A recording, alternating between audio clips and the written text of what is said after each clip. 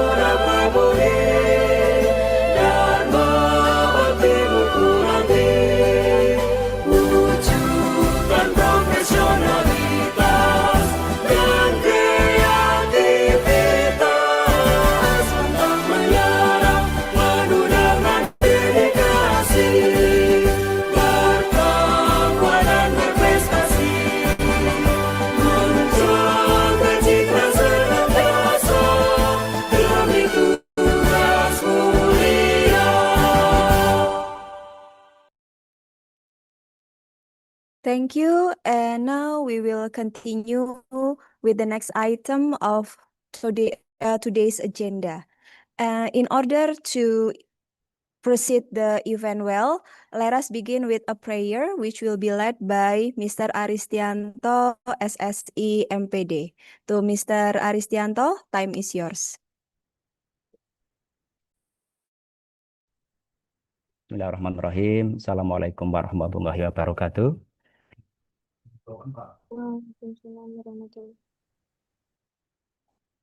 A'udzu billahi minasyaitonir rajim. Bismillahirrahmanirrahim.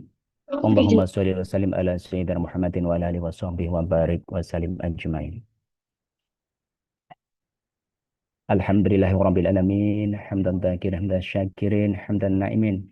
Hamdan yu'afi ni'mahu wa yukafi mazida ya rabbana lakal hamdu kama yanbaghi li jalali wajhikal karim wa 'azimi sultanik. Allahumma inna nas'aluka ilman nafi'an wa rizqan wasi'an halalan thayyiban wa amalan mutaqabbalan. Allahumma inna nas'aluka ridhaka wal jannah wa na'udzubika min sakhatika wan nar. Allahumma innaka afun karim tuhibbul afwa fa'fu anna ya karim. Allahumma inna nas'aluka salamatan fid din wa afiatan fil jasadi wa ziyadatan fil ilmina wa barakatan fi rizqina wa taubatan qabla al maut wa rahmatan indal maut wa maghfiratan ba'dal maut. Allahumma hawwin 'alaina fi syakaratil maut wan najata minan nar wal afa indal hisab. Allahumma arina haqqa haqqa warzuqna tibah wa arinal batila batila warzuqna istinabah. Rabbana dhalamna anfusana wa illam taghfir lana wa tarhamna lanakunanna minal khasirin. Rabbana atina min ladunka rahmatan wa hab lana min amrina rasyada. Rabbana la tuzigh qulubana ba'da idh hadaytana wa hab lana min ladunka rahmatan innaka antal wahhab. Rabbana atina fid dunya hasanatan wa fil akhirati hasanatan wa qina adzabannar. Wadkhilnal jannata ma'al abrar ya aziz ya ghafar ya rabbal alamin. Wa sallallahu ala sayyidina Muhammadin nabiyil ummi wa ala alihi wa sahbihi wa baraka wa salam. Subhana rabbika rabbil izzati amma yasifun wa salamun alal mursalin walhamdulillahi rabbil alamin. Bila taufiq wal inayah. Wassalamualaikum warahmatullahi wabarakatuh. Waalaikumsalam warahmatullahi wabarakatuh. warahmatullahi wabarakatuh. Thank you, Mr. Aristianto. May the blessing we have received today guide us through this conference. Ladies and gentlemen, we will now move to the next agenda, the opening remarks by the chairperson of the first international conference on multidisciplinary research and innovation 2026, Mr. Satria Avianda Nur Cahyo SMS Hum MM, please.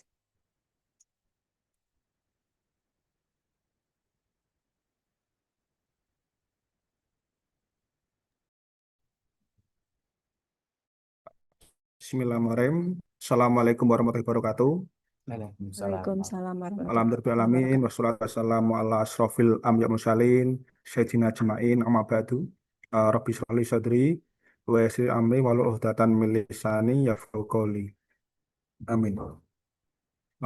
Good morning, ladies and gentlemen. Distinguished Rector Universitas Ngudi Waluyo, Profesor Dr. Subandar M. Hum, and Honorable Vice Rector Dr. Sigit Amber Widyawati SKM MKes, Vice Rector 1, and then Ms. Rosalina SKP MKes, Vice Rector 2, and then Mr. Raharjo Priatmoko SKM MKes, Vice Rector 3, and then Dr. Kustiono SE SKOM MKom, Vice Rector 4, and Honorable Head of the Institute for Research and Community Service or LPPM, Mr. Dr. Nusprianto MKep, SPKep MD. And our keynote speaker, Professor Susewa Wichakul from Thailand, Dr. Rahib Kauduri from Monash University, Prof. Dr. Ranis Malik Toha from Unisa Brunei Darussalam, Prof. Tatiana Supesi Barbosa from Univel Brazil, and Prof. Elsin Gasimov from Moscow University Samra Campus Rusia. Good morning. And then, ladies and gentlemen, it's my great honor and the privilege on behalf of organizing committee to welcome of you to all the first international conference on the multidisciplinary research and innovation ICMRI. We truly delight and deeply honored by your presence and this inaugural international conference hosted by Universitas Ngudi Waluyo.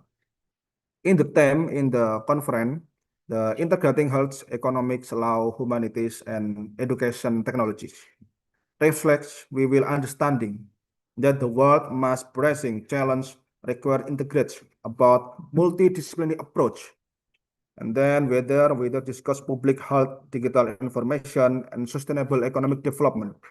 We will improvement about educational innovation and progress can only achieve when experts from different the field work together and exchange perspective and innovative solution for humanities. We are expert about honor to welcome distinguished keynote speaker was remarkable academic achievement and international experience will enrich our discussion today. And then the International Conference Multidisciplinary Research and Innovation have a more vision to beyond to the event. We will aspire the international conference become internationality and recognition annual conference and global collaboration. We believe that through continuous cooperation and we can build stronger academic works and the capable addressing and the complex challenge the 21st century. Ladies and gentlemen, we would like the appreciation of the Rector University Waluyo, Professor Splendor M. Hum, and the university leadership and the support making conference possible. The gratitude of the head of the LPPM, our keynote speaker, moderator, international partner, sponsor committee, and then organizational committee. Finally, the conference is a celebrate of the knowledge, innovation, and international friendship. Maybe every presentation inspire new ideas, every discussion generate meaningful and the insight, every connection to the grow into long-term academic collaboration. Thank you once again for your participation and your valuable contribution. I wish you will inspire, productive, and successful conference. Welcome, ladies and gentlemen, in the first international conference, Multidisciplinary Research and Innovational ICMRI 2026. Bismillah, may Allah bless our effort and grant success to all of us. Barakallahu fikum. Wassalamualaikum warahmatullahi wabarakatuh. Waalaikumsalam warahmatullahi wabarakatuh. Thank you very much, Mr. Satria Avianda Nur Cahyo, SMS Hum MM. Ladies and gentlemen, we now move to the keynote speech session. We will have two keynote speakers, and our first speaker is the chairman of LPPM Universitas Ngudi Waluyo, Dr. Nurse Priyanto MKep, SPKep MB. Today's presentation is entitled Nursing and Health Spiritual. Ladies and gentlemen, please welcome our first keynote speaker.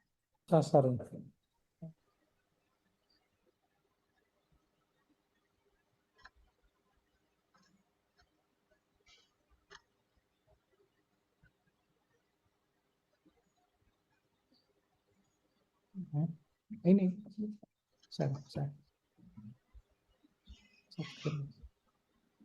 Titik.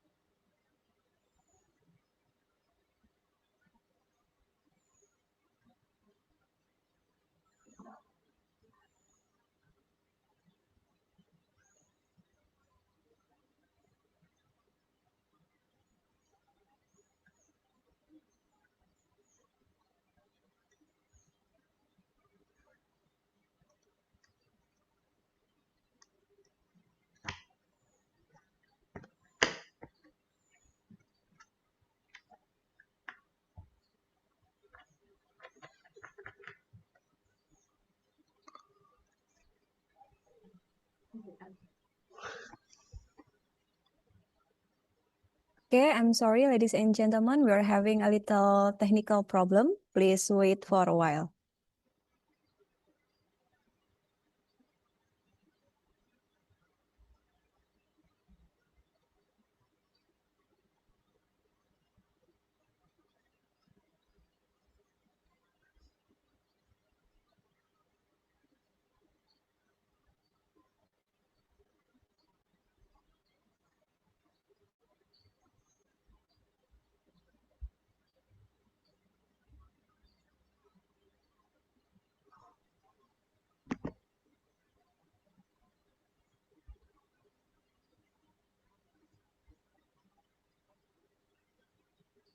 Good morning,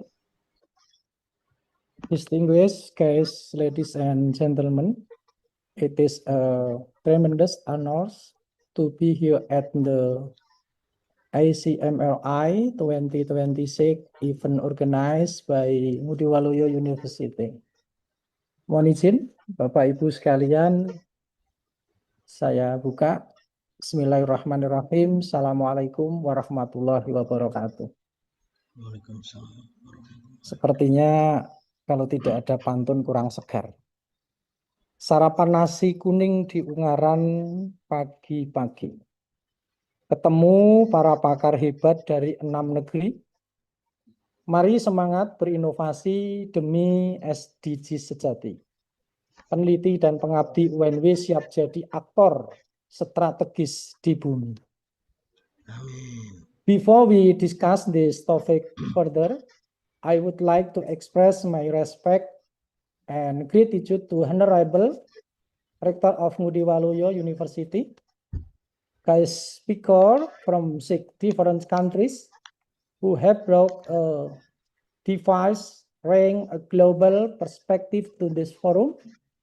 Vice Rector 1, 2, 3, and 4, the Director and Secretary of Postgraduate Program, as well as the Dean and Deputy Deans, the heads of study program, and our dedicated lecturer and teaching staff, all researchers and community service practitioners, and finally, to the student, seminar participant, and oral presenters. It is an honor for me to have been given the opportunity to be a keynote speaker at the 2026 International Conference on Multidisciplinary Research and Innovation. My name is Priyanto, and I am representing the Institute for Research and Community Service at Ngudi Waluyo University. Today, I will present my views on how multidisciplinary innovation can transform the nursing system and healthcare service, while also serving as a catalyst for achieving the sustainable development goals. Next. Ladies and gentlemen, the healthcare system is currently undergoing fundamental change. The advent of digital technology, artificial intelligence, electronic health record, and telemedicine has radically transformed the way we provide care. However, behind this advance, the World Health Organization has issued a stark warning. The world is projected to face a shortage of 4.5 million nurses by 2030. This is a warning that the way we manage nursing care system today must undergo an intermediate transformation. Next. So why is this transformation so crucial to achieving the SDGs? The clinical decision nurses make every day are directly linked to 4 global goals. SDGs 3 on ensuring access to quality and equitable healthcare. SDGs 9 on building resilient digital infrastructure, SDGs 10 on closing the surface gap between rural and urban areas, and SDG 17 on strong cross-sector collaboration and partnership. Next. The ideas I am presenting today do not stand alone. Rather, they are grounded in a review of the latest scientific evidence. We have screened 135 studies from various major databases and narrow them down to 13 highly relevant primary studies. The studies represent data from 10 countries across 5 continents, published between 30 and early 36. From this synthesis, we identified 5 main themes. Next. The first and most prominent themes is digital health and telemedicine. There is an interesting dynamic at play here. In developing countries, community nurses often take the initiative on their own to use informal platforms such as WhatsApp to reach patients who have difficulty accessing care. On the other hand, in developed countries, large-scale telemedicine programs such as those implemented for veterans in the United States have been shown to reduce patient no-show by up to 82.5% with high level of satisfaction. The second topic, next. The second topic, highlight electronic health record. From an educational perspective, EHR integration has proven beneficial for the environment because it significantly reduces paper consumption. However, there are serious issues with its clinical implementation. Current EHR systems tend to be rigidly designed, focusing on numerical data. As a result, holistic aspects of patient care are often overlooked in documentation. This underscores the need to involve nurses from the very early stage of designing or developing medical record system. As a result, aspects of holistic patient care are often omitted from the documentation. They highlight the need to involve the nurses from the very beginning of the process of designing the electronic health record system. Next. The third themes in artificial intelligence, the use of AI in nursing shows promising potential, particularly large language model capable of converting nurses' conversation into structured medical data. However, AI still has a fundamental limitation. It often struggles to capture the implicit meaning in patient conversation, even though empathy and clinical nuance are present there. Furthermore, research on how AI affects nurse autonomy and resilience of trust in the field remain very limited. Next, the fourth theme addresses health policy. Digital transformation is, in a sense, a challenge of organizational governance, not only a matter of technology adoption. And the pandemic crisis has taught us that the resilience of data infrastructure is an absolute prerequisite for evidence-based decision-making. Countries or institutions with a high level of digital maturity have been shown to achieve far better clinical outcomes cost efficiency, and patient and nurse experiences. Next. The fifth theme, highlight nurses' direct involvement in the SDGs. According to a global survey of nurses in 25 countries, the majority of nurses actually have a good understanding of the SDGs. Unfortunately, this awareness has not yet been translated into concrete action. This gap is not due to lack of capability on part of nurses, but rather because the system has not yet facilitated their involvement. The lack of institutional support and the absence of performance metric links to the SDGs are the main causes. Next. From these 5 themes, we face cross-sectoral challenge. First, the digital divide, which threatens to widen healthcare inequities in society. Second, institutional readiness, organizational culture, and leadership are far more decisive for success than the technology itself. Third, there is still a lack of scientific evidence studies focusing on nursing quality experience with technology, particularly AI remains scarce. Next.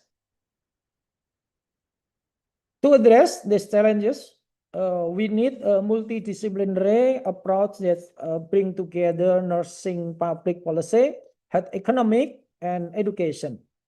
We must act on 3 key levels. On the practice levels, nurses must be involved as designer and evaluator of technology. On the policy levels, equitable digital infrastructure must be a regulatory priority. On the research level, we must move toward large-scale cross-culture implementation research. To conclude this presentation, there are 3 key points I would like to emphasize. First, equity must be the cornerstone of digital health innovation, not only an afterthought. Second, nurses must be positioned at the center as key actor who guide the use of technology, not only the peripheral as passive users. Third, as technology advances, scientific evidence and regulation must also continue to be refined. Health system transformation is not merely a technical project. It is an humanitarian, organizational, and political endeavor that requires collaboration from all of us. Thank you for your time and attention, ladies and gentlemen. Mohon izin saya tutup dengan pantun yang sedikit buffer. Peluit panjang telah ditiup sang wasit. Pertanda usai laga sepak bola idaman. Maaf kalau materi saya tadi lumayan rumit. Lebih rumit lagi nasib kalian mencari teman pelaminan. Wishing you all good health, success, and wellness. Good morning. Good morning. Thank you very much, Dr. Priyanto, for the insightful presentation and also very interesting pantun ya Pak ya. Okay, ladies and gentlemen, now we will proceed to our second keynote speaker, Profesor Dr. Subiantoro M. Hum, the Rector of Universitas Ngudi Waluyo. Thank you, Miss Dewi Rosita. Is my voice clear? Yes, Prof, we can hear you clearly. Thank you. I share my slides.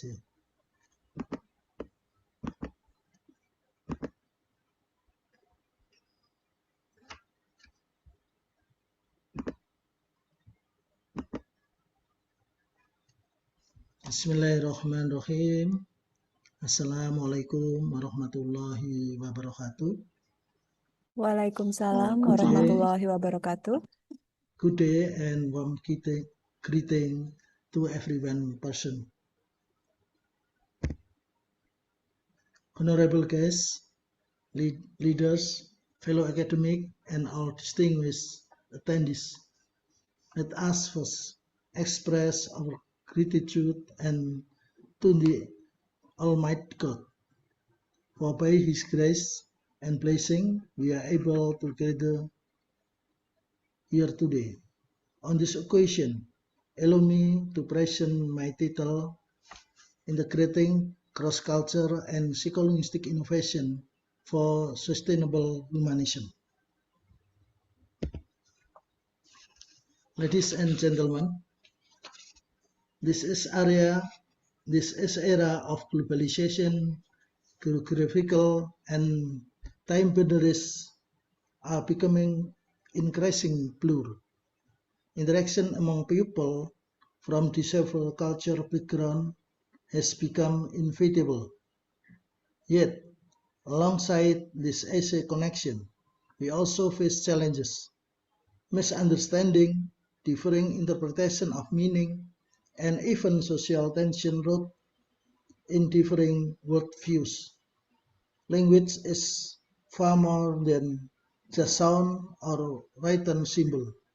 It is a reflection of how we think and a representation of our identity. Therefore, this paper aims to expand how combine cross-cultural understanding with psycholinguistic approach can build a strong foundation for humorous and sustainable humanism. Before going further, let us clarify the core terms. Cross-culture, the ability to interact, understand, and respect different in value, norm, and tradition. Psycholinguistic, the scientific study of the relationship between language, thought process, and human behavior. Psycholinguistic innovation, the application is this knowledge to create communication methods that are more accurate, culturally sensitive, and accessible cross-group. Sustainable humanism, a condition where every individual life with dignity, respect others, and mind positive relationship over the long term. These four concepts form the basic of our discussion.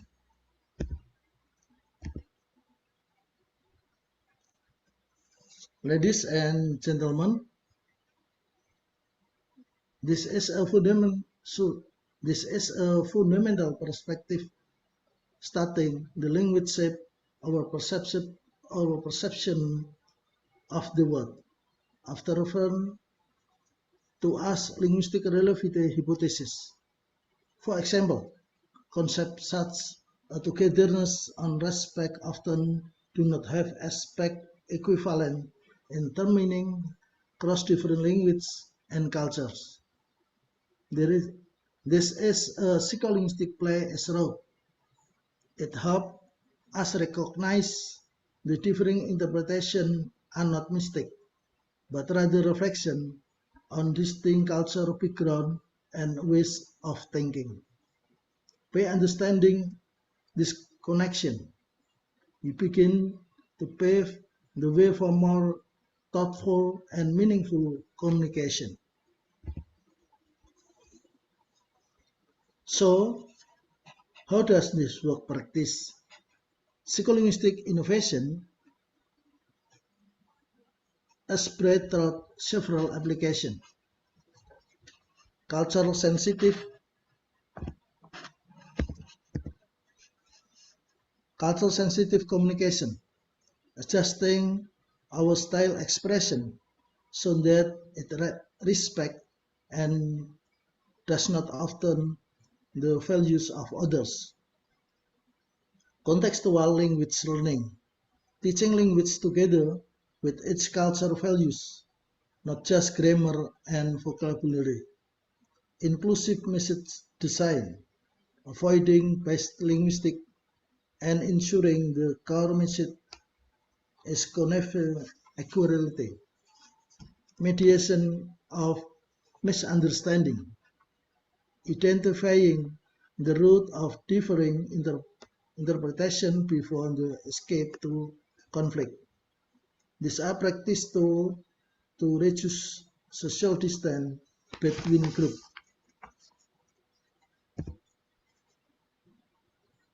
Why is integrating these two fields so important? Cross-cultural understanding provides us with attitude and values, while psycholinguistics provide method and technique for effective communication. When combined, the result is reduced prejudice and negative stereotypes, greater empathy, as we understanding to think beyond others' perspective, stronger cooperative across communication, intuition, and nation, an environmental that uphold the dignity and every human being. This is a true foundation for lasting humanism. To make this clearer, let us look at real-world application. In education, curricula that teach foreign language outside their culture and context and values. In the workspace, communication guideline for diverse themes, ensuring messages are both sent and received correctly. In society, public campaign that promote inclusive language and respect for diversity. In public service, information material design to be easily understood by people for all backgrounds. This approach can be applied across all areas of life. However, this process does not come without challenges. This includes concepts that cannot translate word to word, limited awareness of how language shape perception and cultural value that evolve over time. To address this, we can take the following step. Expand research in cross-cultural psycholinguistics. Provide continuous training in inclusive communication. Use technology to analyze deeper meaning, rather than relying only the literal translation. The challenges are also opportunities. Innovate further.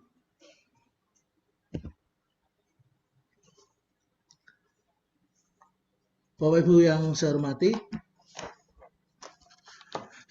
pada slide ini saya akan memberikan rangkuman simpulan dari apa yang saya sampaikan, bahwa sesungguhnya lintas budaya dan psikolinguistik saling melengkapi satu dengan yang lain. Satu menyediakan landasan nilai, sedangkan yang lainnya menyediakan cara penerapan yang nyata. Inovasi pada kedua bidang ini bukan sekadar teori akademik semata, melainkan kunci untuk menjalin komunikasi yang efektif sekaligus tetap menghormati.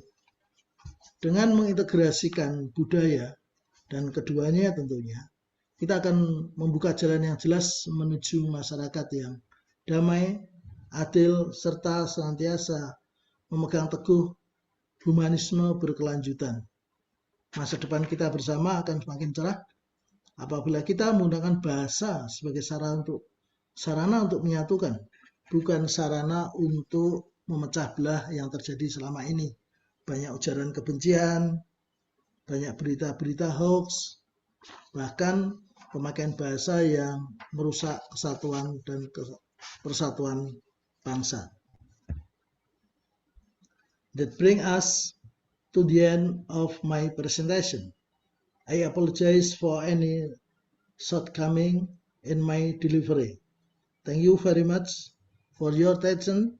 Wassalamualaikum warahmatullahi wabarakatuh. Waalaikumsalam warahmatullahi Waalaikumsalam. wabarakatuh. Thank you very much, Professor Dr. Subiantoro M. Hum, for the valuable insight, especially about cross-cultural and psycholinguistic. It's a very interesting topic, Prof. Okay, as the appreciation, the committee will present certificate for the keynote speakers. The first one is for Dr. Nars Prianto MKep, SP Kep MB.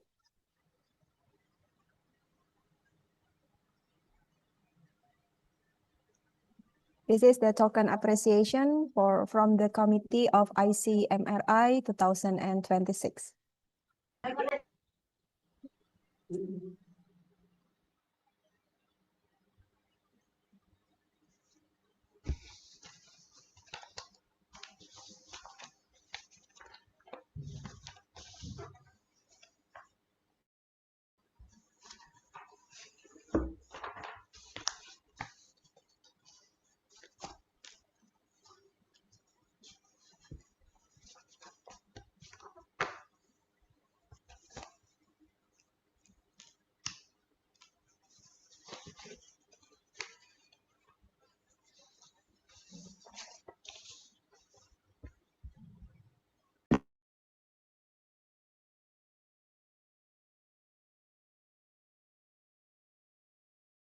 Thank you very much. And for our second keynote speaker, Director of Universitas Ngudi Waluyo, Professor Dr. Subiantoro M. Hum, the committee present you appreciation in the form of certificate as well.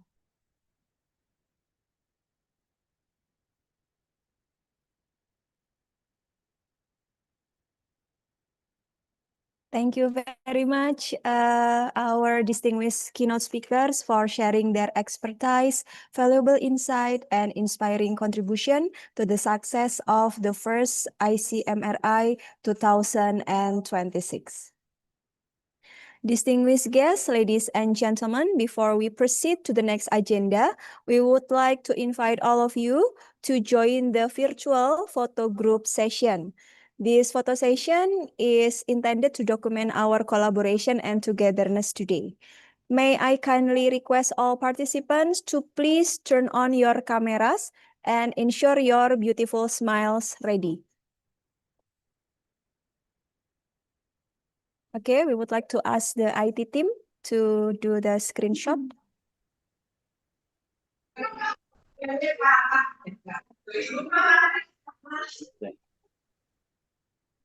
Okay, that's the first slide. Yeah, next slide. Next slide. Thank you. Third slide.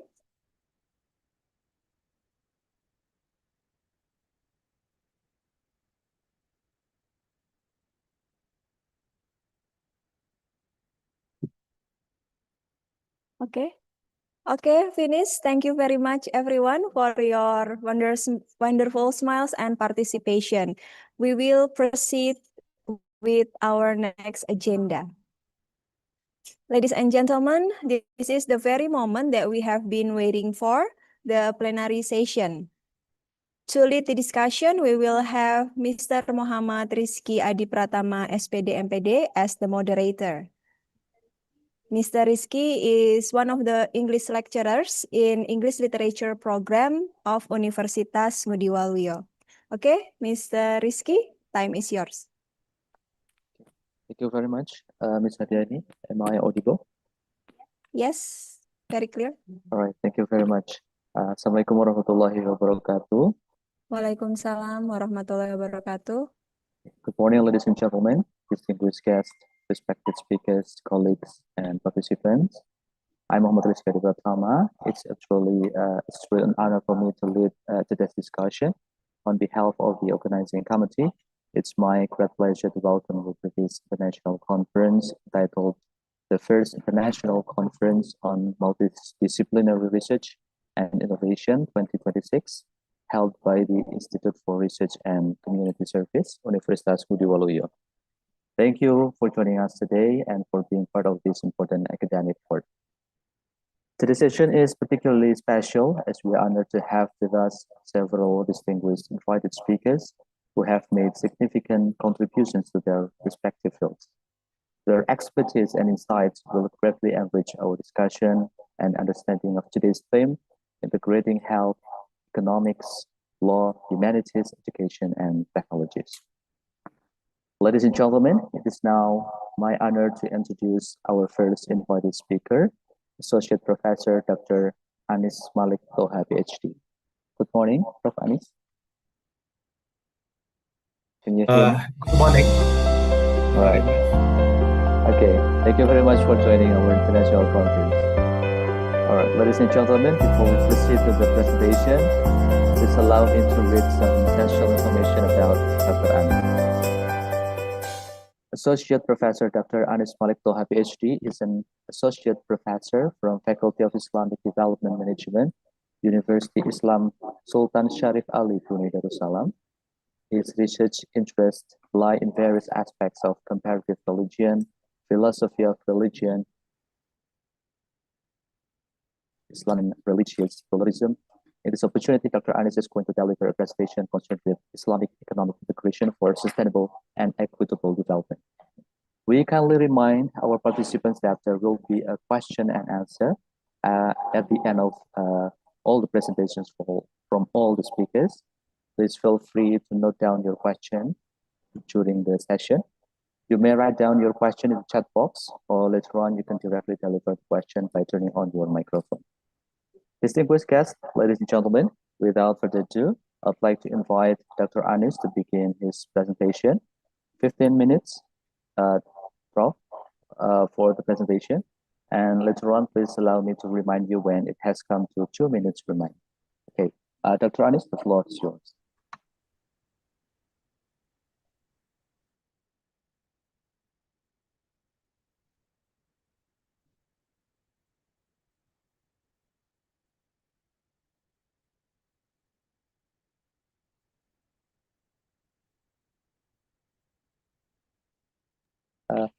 I'm sorry, Prof. It should be 30 minutes.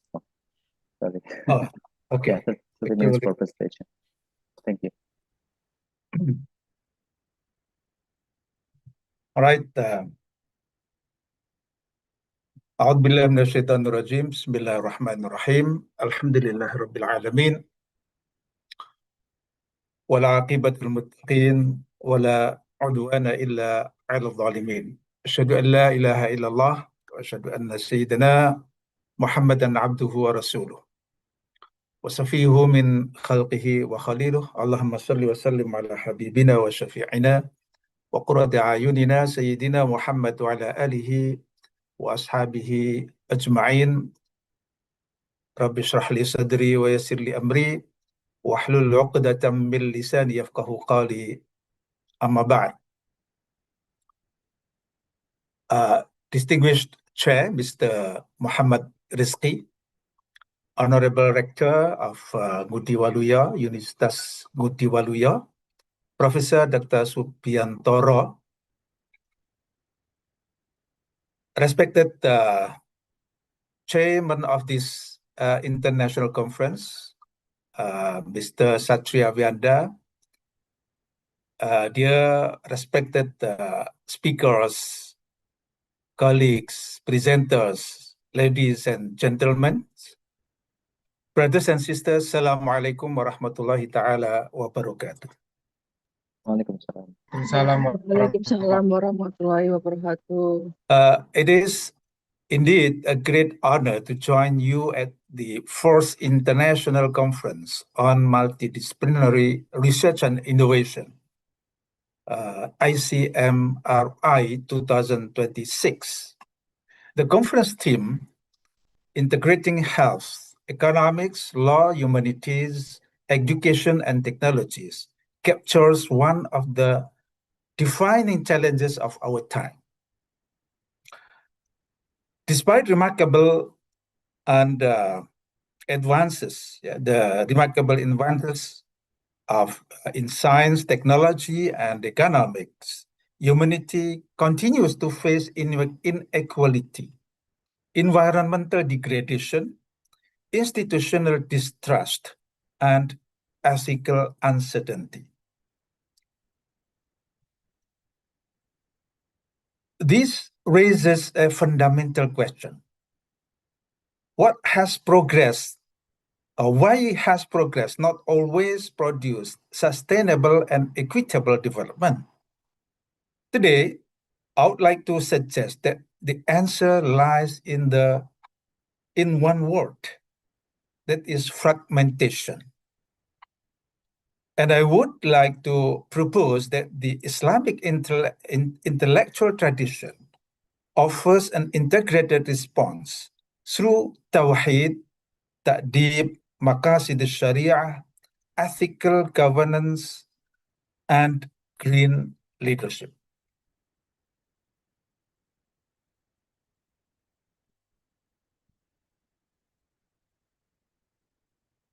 Today's world is not suffering from a shortage of knowledge.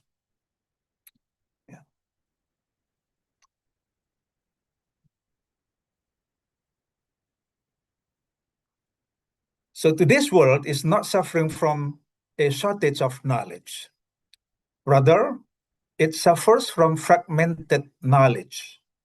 Economics is often separated from ethics. Technology develops faster than our moral capacity to govern it. Education increasingly produces competent professionals, yet often neglects character formation or tarbiyah, ta'deeb, and so on and so forth. Public policy is frequently organized ministry by ministry, while the challenges we face, climate change, public health, inequality, and sustainable development, are all interconnected. The real challenge, therefore, is not insufficient expertise. It is insufficient integration. If our problems are interconnected, our solutions must also be interconnected. That brings us to the first principle of the Islamic worldview.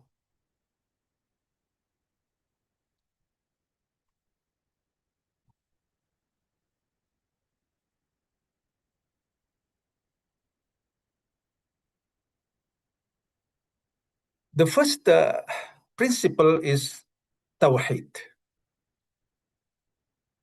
When we hear the word Tawheed, we naturally think of the oneness of Allah. That is true, no doubt about it.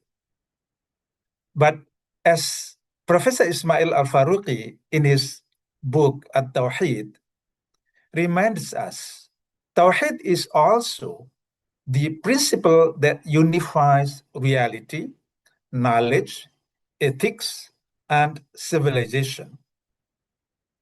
If reality is one, then knowledge should not remain fragmented. Economics, law, education, technology, governance, and the humanities are not competing disciplines. They are complementary dimensions of one moral order. Integration, therefore, begins with worldview before it is expressed in institutions. But a worldview alone cannot transform society. People must embody it.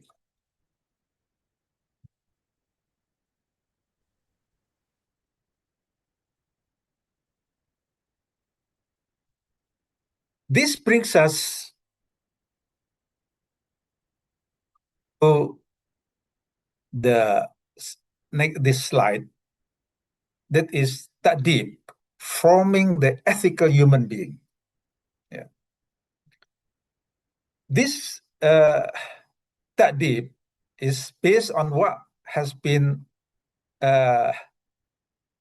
explained by Professor Said Muhammad Naqib al-Attas, the late Professor Said Muhammad Naqib al-Attas, who reminds us that the purpose of education is not simply to produce skilled professionals, but to cultivate the good and just human being. Knowledge without wisdom can become dangerous. Power without ethics can become destructive. Leadership without integrity can weaken institutions. Development, therefore, depends not only on efficient systems, but on ethically formed people. Ethical institutions begin with ethical individuals. The next question then is, toward what purpose should those individuals direct their efforts?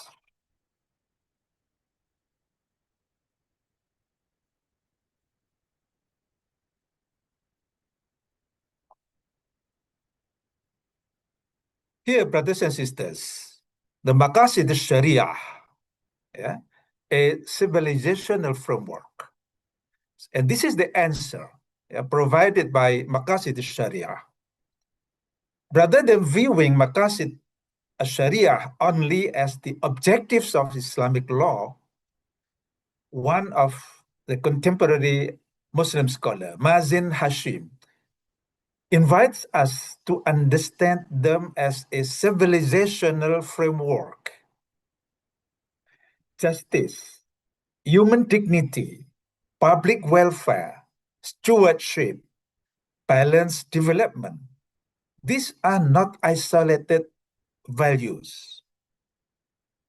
They provide the ethical compass for public policy and sustainable development. In other words, Maqasid al-Sharia tells us not merely what is legally correct, but what kind of civilization we should strive to build.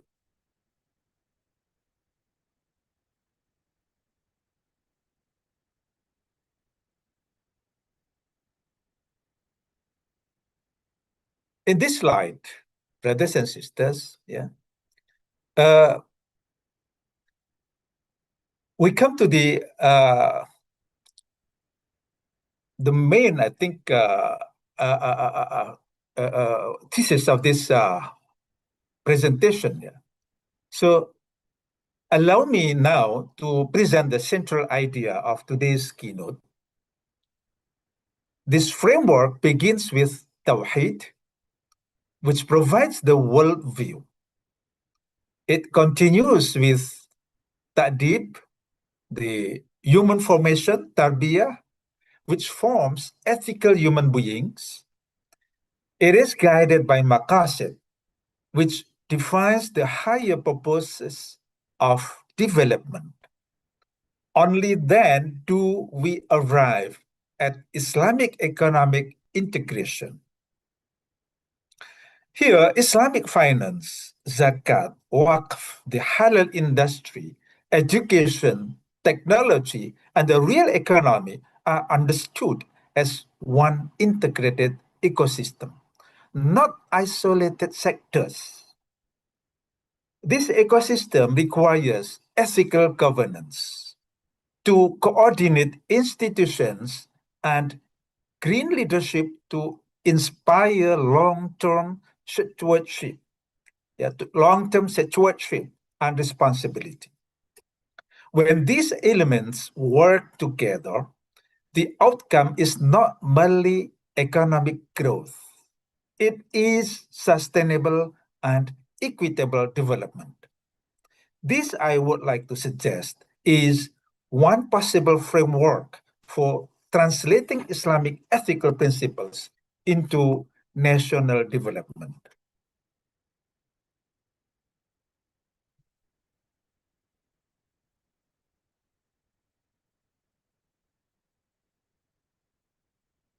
So as we can see here in this slide, as I already said earlier, from Tawheed, then Ta'deeb, guided by Maqasid al-Sharia, then we can, integrate the Islamic economics, with ethical governance and then green leadership. And the final objective is the human flourishing in this world and in the hereafter.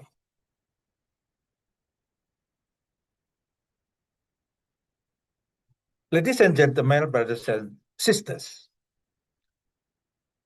the obvious question is, if this framework is conceptually coherent, why is it so difficult to implement? The answer, I believe, is the governance gap. Many Islamic institutions operate effectively, but separately.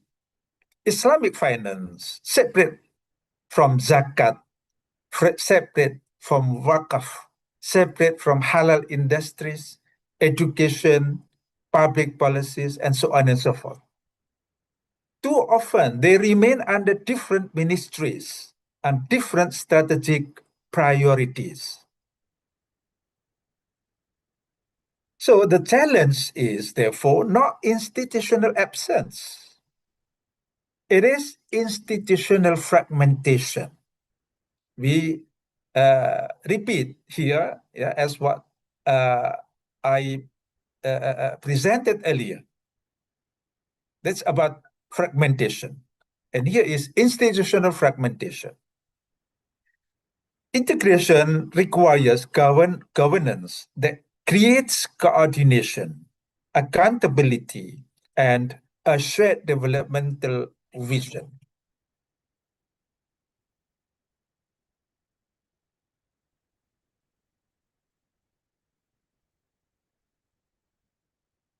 Brothers and sisters, governance alone is not enough.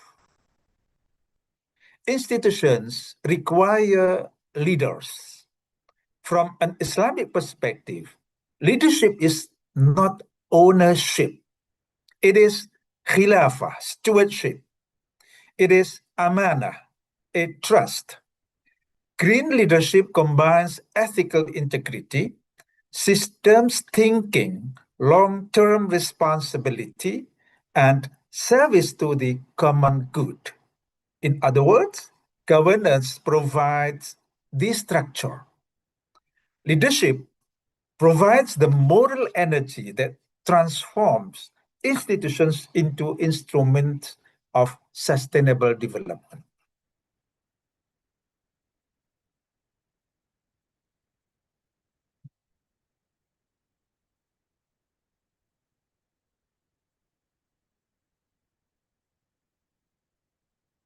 Brothers and sisters, this brings us back to the theme of this conference: health, economics, law, education, humanities, technology.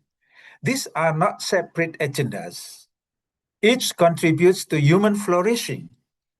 Health protects life. Education cultivates wisdom. Law secures justice. Technology expands opportunity. Economics promotes inclusive prosperity. When guided by Tawheed and Maqasid, these disciplines become one integrated ecosystem serving the common goods.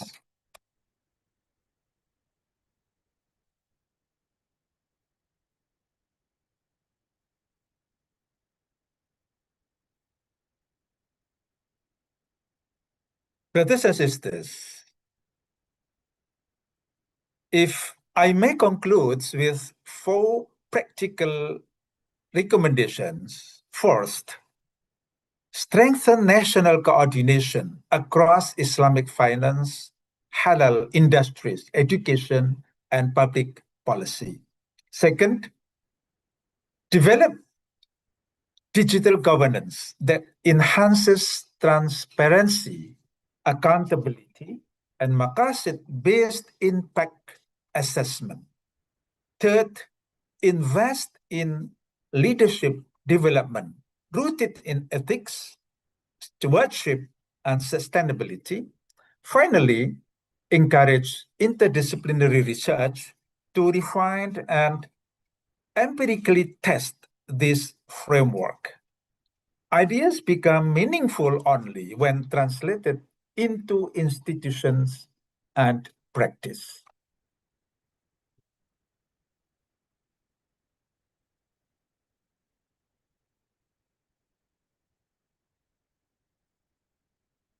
Ladies and gentlemen, allow me to leave you with 4 simple messages. First,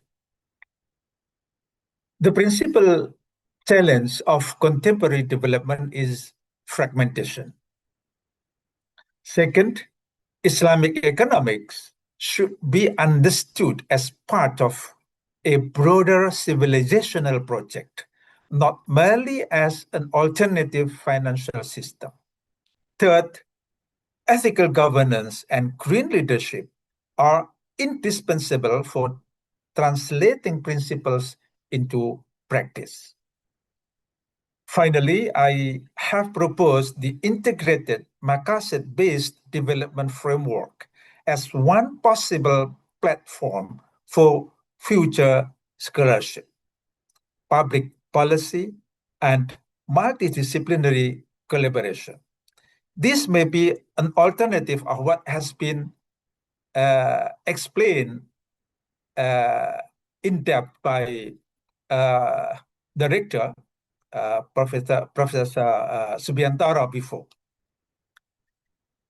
If today's presentation encourages us to reconnect knowledge with wisdom, economics with ethics, governance with responsibility, and development with the higher purposes of civilization, then it will have achieved its purpose.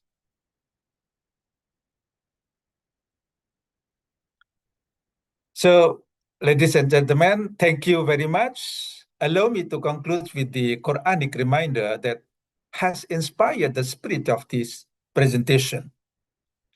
A'udzubillahi minasyaitonir rajim. Bismillahirrahmanirrahim.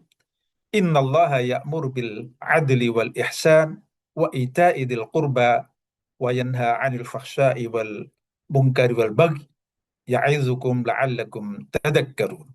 Indeed, Allah commands justice, excellence, and generosity, and He forbids immorality, wrongdoing, and transgression.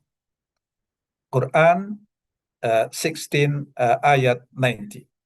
May Allah guide us to transform knowledge into wisdom, institutions into trust, and development into a means of justice and human flourishing.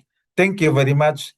By that, I would end my presentation. Wassalamualaikum warahmatullahi ta'ala wabarakatuh. Waalaikumsalam warahmatullahi wabarakatuh. Thank you very much, Dr. Anis. It's such a very inspiring and also remarkable concept that you have delivered in your presentation. And I do believe that the participants are truly curious about this concept. And please feel free to note down your question in the chat box, or later on you can deliver directly to Dr. Anis at the end of this presentation from all the speakers. Okay, thank you very much once more, Dr. Anis. Please stay here, and later on we will have more discussion with our participants.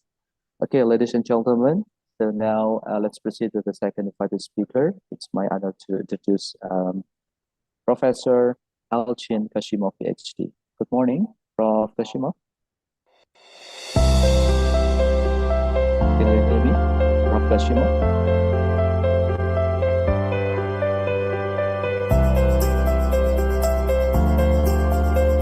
Okay. Thank you very much for joining our international conference, Prof. Kashimov. Okay, before we proceed to the presentation, please allow me to read some essential information about Professor Kashimov. Professor Kashimov is a doctor of philology and the vice rector of Moscow City University, Samara campus. He is the author of over 130 scientific publications in the field of philology, linguistics, theory, and methodology of language teaching, management, and educational administration. In his academic and teaching work, Professor Kashimov places special emphasis on issues of intercultural cooperation. Priority areas of this work is collaboration with countries of the Asian continent, including Indonesia, Malaysia, Taiwan, China, Korea, India, and other nations of the Pacific region. On this very next occasion, Prof. Kashimov is going to talk about humanism, culture, and social transformation in achieving sustainable development. Distinguished guests, ladies and gentlemen, without further ado, I'd like to invite Prof. Kashimov to commence his presentation. 30 minutes, Prof, for the presentation, and later on, please allow me to remind you when it has come to 2 minutes remaining. Okay, Prof. Kashimov, floor is yours. Hello, everybody. Hello, my dear Indonesian friends, and the best wishes from our country, Russia. The digital age has given humanity an unprecedented opportunity to be had. Now, anyone with a simple smartphone can share their thoughts with a multi-million audience. However, this technological triumph had led to a paradox. We have never been so connected and at the same time so disconnected. The information noise has drawn out the meaning, and endless news feeds have turned a dialogue into a series of monologues spoken into the void. The question of how something fundamentally new, the other, is born and takes root in the established world is one of the fundamental problems of philosophy, the psychology of creativity and systems theory. Philosophers have been looking for and continue to look for an answer to this question by connected being and something else, being and time, the ideal and the material, the one and the many, the different ways of existing, the natural and the supernatural, divine and individual and the collective, the conscious and the unconscious, the rational and the irrational, duration, flow, automatism, and intuition, and so on. And each of these connections creates its own concepts and ways of understanding creativity. Every era brings its own meaning and new context. We shall now focus on the subject of this presentation, the art of dialogue in the digital age, lesson from the past for the technologies of the future. The key words here are dialogue in the modern world and the legacy of the past heritage. The main lesson is that true communication requires not so much the ability to speak, but the skill to listen, to understand, and to ask the right questions. This is the direct of the modern broadcasting culture, where everyone tries to speak first, louder, and more categorically. Social media platforms encourage a fast reaction, not deep reflection, turning complex discussion in a butterfly for likes and retweets. Before you press the send buttons, you need to ask yourself a question. Does my message help to create harmony, or does it sow discord? It is an expression of sensory care for other person, or just an attempt to prove myself. The second pearl of ancient wisdom is the art of asking questions. In the digital world, full of ready-made opinions and algorithms that feed us what we already believe, the skill of asking the right questions becomes an act of resistance against echo chambers instead of immediately refuting someone else's opinion. A productive dialogue begins with the question, what do you think that? What experience led you to this conclusion? Such questions move the conversation from a conflict to an exploration, allowing us to understand the other person's logic and find common ground. Future technologies should learn to model this approach, and artificial intelligence, acting as discussion moderator, could offer users clarifying questions instead of standard rule violation alerts, guiding people from mutual accusation towards a constructive search for the truth. The art of asking questions is perhaps the main tool of our time.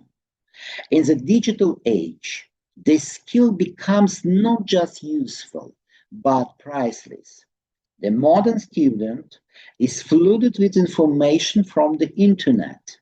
They can find a fact, a definition, or a historical data in seconds. However, they often don't know how to analyze the information, separate credible source from fakes, put different pieces of data together, and make their own conclusions. In a world where any answer is just one click away, the value of simple knowledge is rapidly falling. The task of the modern teacher is to stop being a search engine or a simple transmitter of data.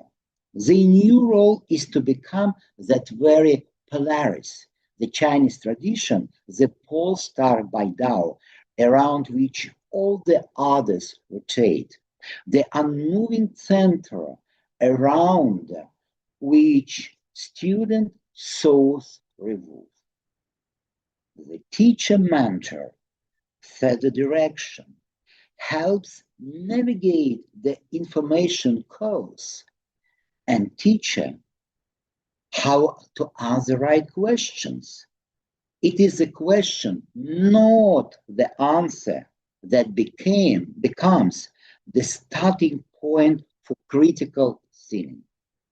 Moreover, the method developed what can be called intellectual resilience in a student. The ability to arrive at the right conclusion on your own through trial and error gives much stronger and deeper knowledge than simply memorizing the correct answer. The student learns not be afraid of uncertainty and to see a problem not as a dead end, but as a challenge. Thus, our new era, the 21st century, teacher arms the student with the main skill of the future, the ability to learn independently throughout their entire life.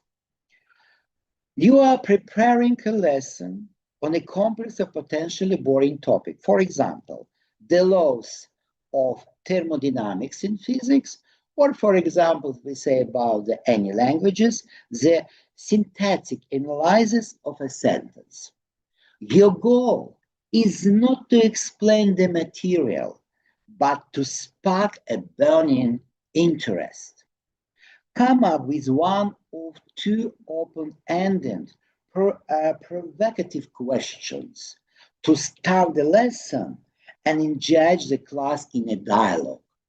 The question should be one that cannot be answered with a simple yes or no, and it should connect dry theory to the student's real life or emotion.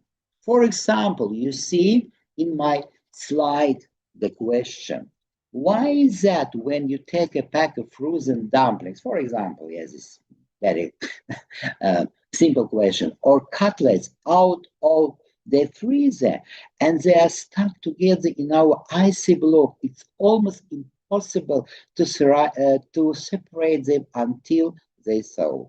And why does a hot cup of tea left on the table become hot in 10 minutes, but a cool cup of tea will never boil itself? What this explains? This question brings the conversation down to an understandable, everyday level. It illustrates the second law of thermodynamics, the direction of heat transfer from hot to cold, and the concept of energy required to change the state of matter. The ice in the meat must melt. And the next question, why, for example, does your room, if you don't clean it for a couple of days, become meshy and more cluttered all by itself, but it will never become perfectly clean without your effort? How is this natural tendency towards mess connected to physics? And what this explains? This is the simplest explanation of the concept of entropy. Students understand from their own experience that to maintain order, law, entropy, you need to constantly expend energy, time and effort to clean, while creating house high entropy requires energy. Look at the next slide. You see 3 questions. But now please concentrate to the 3rd question. If a student is afraid to answer and remains silent, what question can help them overcome their fear and engage with the task? Their primary objective is to elevate tension, foster sense of accomplishment, and provide initial support. The questions should be maximally simple, not requiring an extended response at the first stage. For example, do you agree with me? Just nod or shake your head. This is the simplest way to elicit of reaction from a student without the need for verbalization. A successful experience of participation will bolster their confidence. Let's start with the easiest part. Answer my question with only yes or no. Offering a binary choice reduces cognitive load and the fear of making a mistake. I can see that you are thinking about the answer. Which part of the task do you understand for certain? Say just one word or a number. This type of question helps to break down a large, intimidating task into smaller, comprehensible steps and allows the student to safely engage in the dialogue.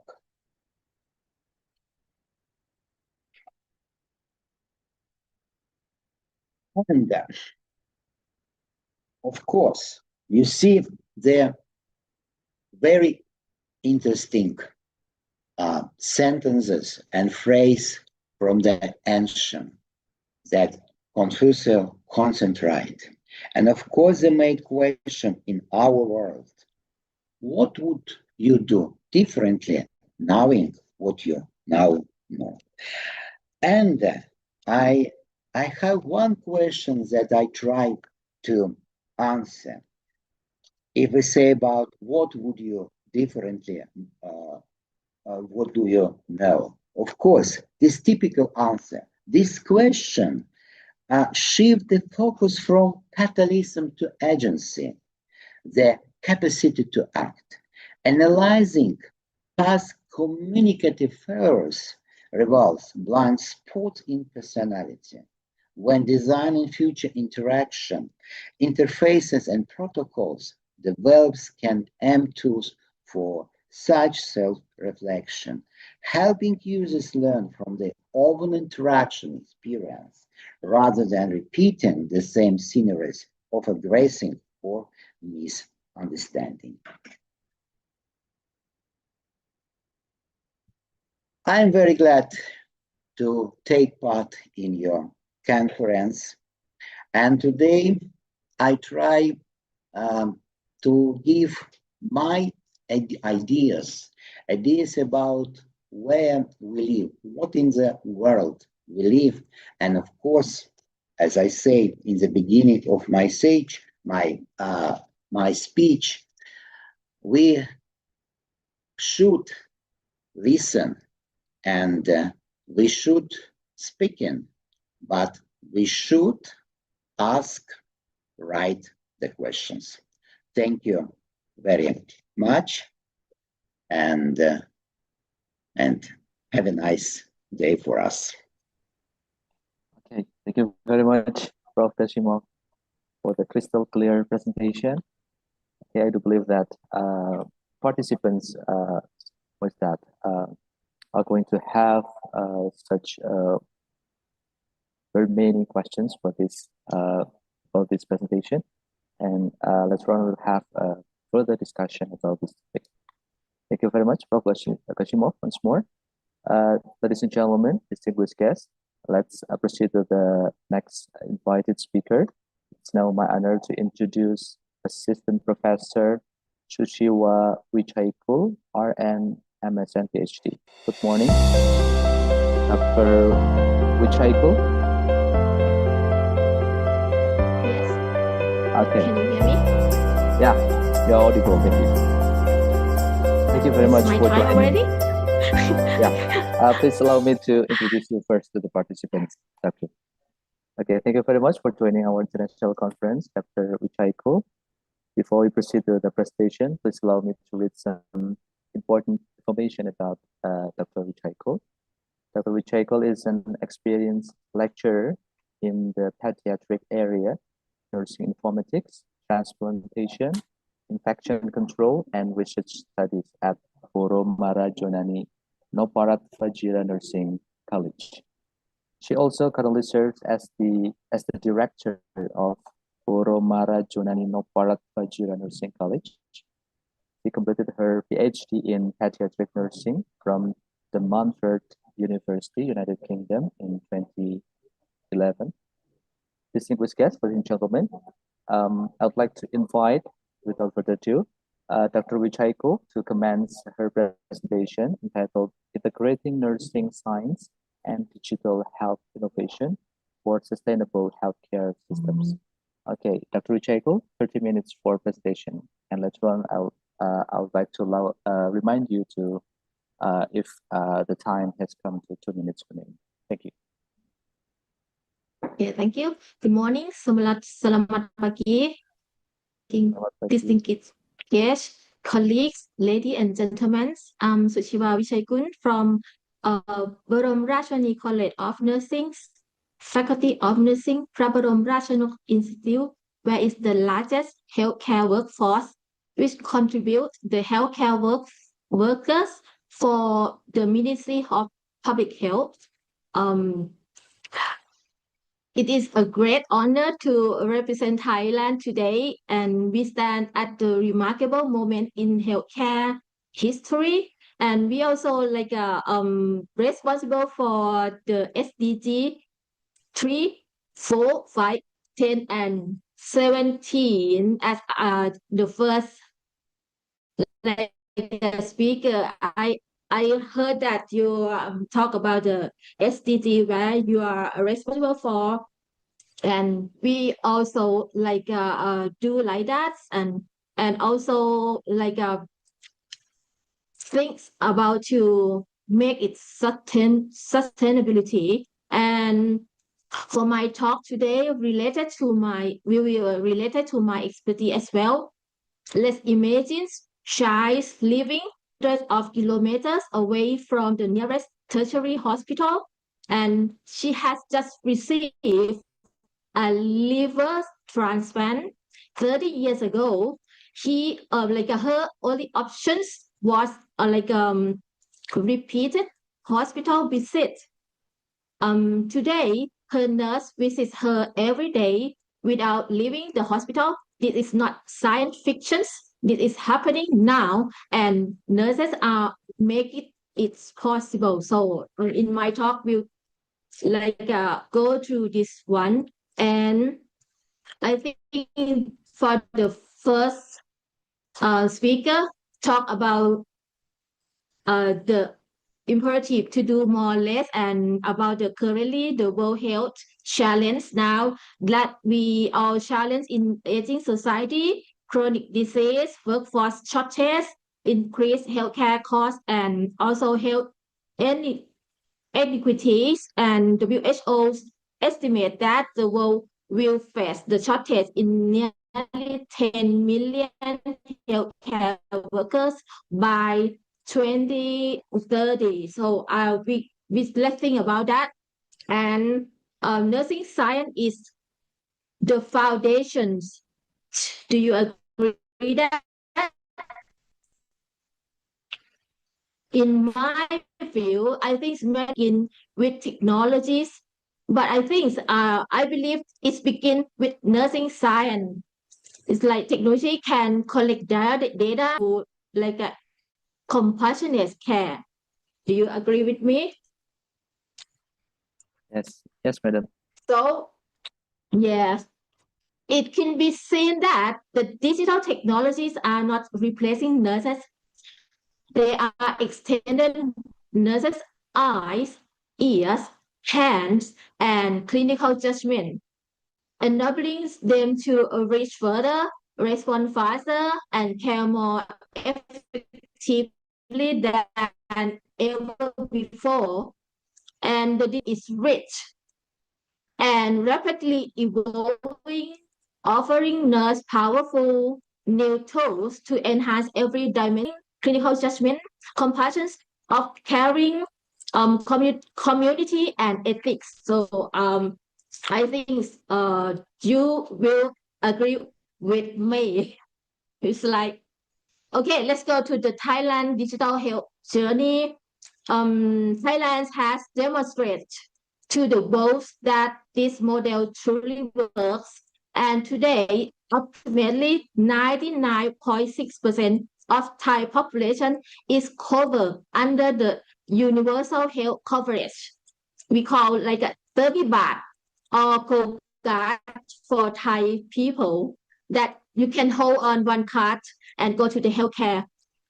And the second one is village health volunteers, like only 1 million community health serving as the first point of contact in the rural and underserved area. And the third one is national health information system, like integrate. We try to integrate digital platform connecting hospital, clinics, and primary healthcare together across Thailand. And we also try to drive telemedicine and digital health platform, national telemedicine and AI assistant screening. And I will show you later about more prompt application. And the last one is about journey. We try to improve the hospital to be a smart hospital and digital policy, like a government-backed digital health policy driving innovation in the hospital, automation, electronics records, and AI assistant diagnosis. So now I think in the future, maybe we can saves many time to try to be in like a bedside patients. According to my career, so I will give you some sample in my career. The children, let's see, the children with chronic complex condition, including transplant recipients, those with congenital health disease, and children managing diabetes. It's like we try this sample. We try to comply the options of caring, use digital tools in pediatric nursing, remote monitoring, parenting education application, how to engage the parents to do self-care in their homes. And we also try to use the video consultations, virtual check-in, and also a nurse family relationship, make the nurse family relationships reduce anxiety and catch complication before they return to the hospital. And also try to use the early warning system with the application to make the improvement to healthcare services. And the other options, the sample that I use in the transplantation unit, in this slide, you will see the organ transplantation continuum. Organ transplantation is not only about the surgeries, it is a lifelong nursing journey.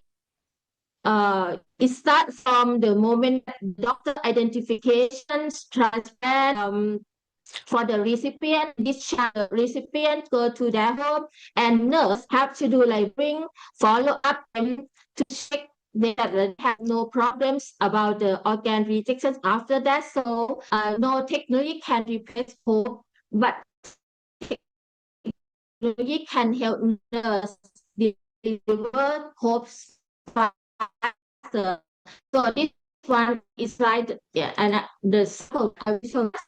For the sample I will share is about the into this nursing information is disciplined that breaks critical nursing practice with information. I said that nurse with more in documentation. It frees them to spend more time caring in bedside nursing. That is the real value of digital transformation in nursing. Less time reading, more time healing. So that one is in summary. Instead of spending time documenting, nurse spend more time caring. There are many digital stuff we use for improving healthcare. For example, mobile health, we call mHealth. In short, telenursing, electronic health records, AI, intelligence, wearables, Internet of Things. That I ensure that you are use the same things with Thailand. The crowded our discussion is reality. I will show you the MOPROM, which is national healthcare app in Thailand. Let's look the real world ecosystem. MOPROM is a platform evolving from a basic app to comprehensive personal health companion. Key functions of the MOPROM is personal health record, vaccination records, digital certificates. We also after you get in, we will get the certificate record in this application as well. And rapid test result, we also put it in the data in this application. Hospital appointment management, medication information, healthcare benefit verifications, telemedicine services, and healthcare notification. This one is like a we provide in more prop application. Let's go to the next slide.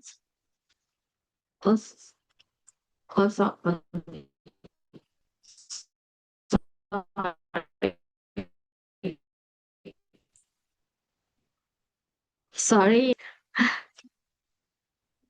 Okay, No worries, back. Let's go. Is there any technical problem? Let's go to the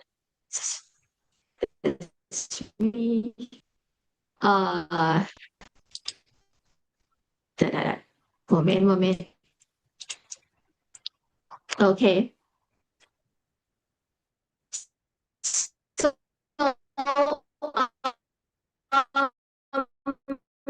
this slide gets to the heart of our biggest like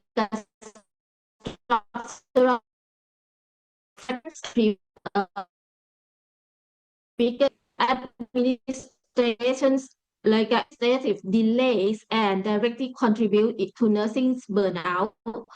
And the breakout is the after state, the more prompt super app acts define engine, and it's completely transformed how community nurse operates.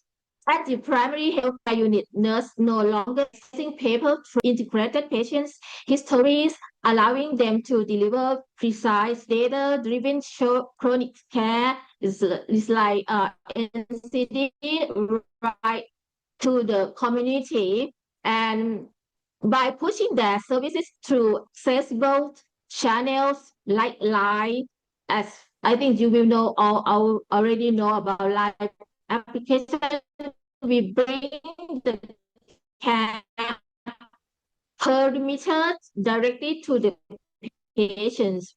This brings us to a big win policy.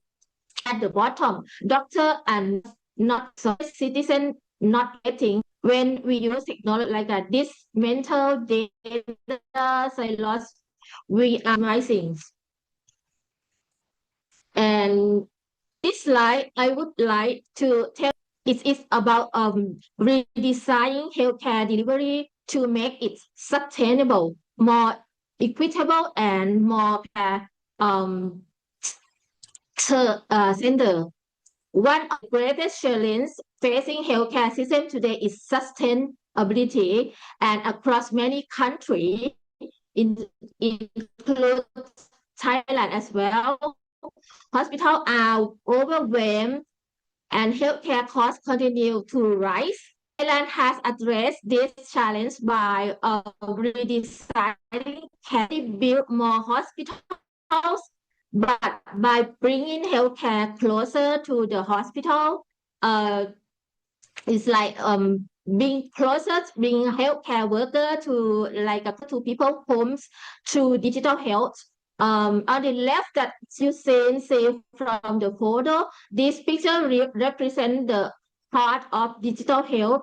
Instead of asking the elderly patient living in the rural village to travel like several hours to the hospital, a community nurse visit the patients at home, information using digital platform and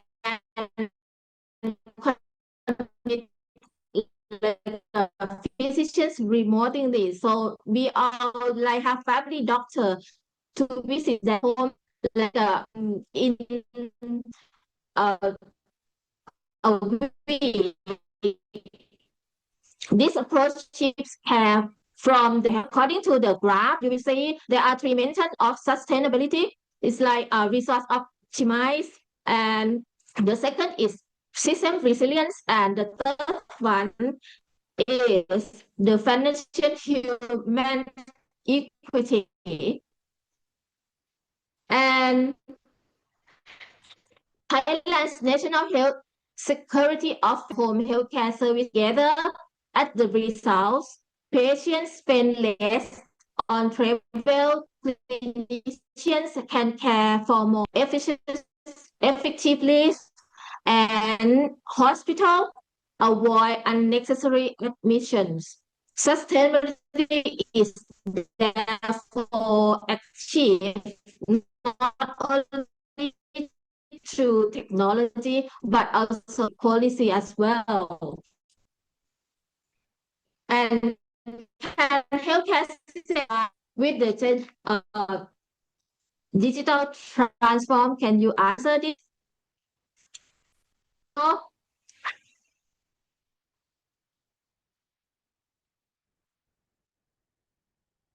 Okay. The workforce shortage, aging population, and like an exponentially rising costs, traditional care delivery model, and like a magically unsustainable. The arithmetic of needs outplace and availability of human hands. So I can say that nursing science grounded in holistic person-centered care, and uniquely like a positioning to humanize digital transformations where technology provide a range of efficiencies, nursing provide the rational intelligence, ethics compass, and clinical judgment that no algorithm can replace. You agree with this?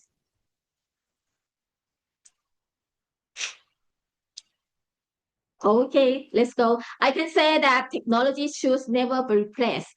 Touch, trust, empathy, presence, and compassion.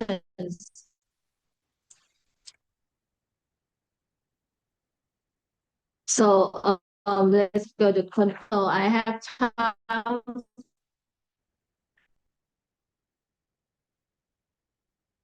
for sustainable system, including better care, better health, lower cost, and the futures of healthcare is not defined by artificial intelligence. It is defined by like an augmented nursing intelligence, where compassionate nurse empowered by digital innovation deliver from smarter and more sustainable care. Okay. We have explored how nursing science and digital health are converging to address the most pressing challenge in healthcare, from aging populations and workforce shortage to health inequity and the growing burden of chronic disease. The sample of Thailand and around the world demonstrate that this convergence is not theoretical. It is happening now. It in also in my career as well that I share you. So in the future of healthcare will not be built by technology alone. It will be built by nurses, empowered by science, supported by innovation, and guided by compassion. Thank you. All right. Thank you very much, Dr. Wichaiko, for the very comprehensive, thorough, and detailed presentation representing the advancement of nursing technology in Thailand. Thank you very much. It's such inspiring. So hopefully Indonesia also can implement this concept in our country. Okay, thank you very much. Before we proceed to the next presentation, I would like to remind all participants that you may write down your questions in the chat box. Yeah, please mention your name and also your affiliations, and then your question, and to whom the question is addressed. Okay, ladies and gentlemen, let's proceed to the next invited speaker. At this very moment, I would like to introduce Dr. Rakib Chaudhuri, PhD. Before we proceed to the presentation, please allow me to read some essential information about Dr. Rakib.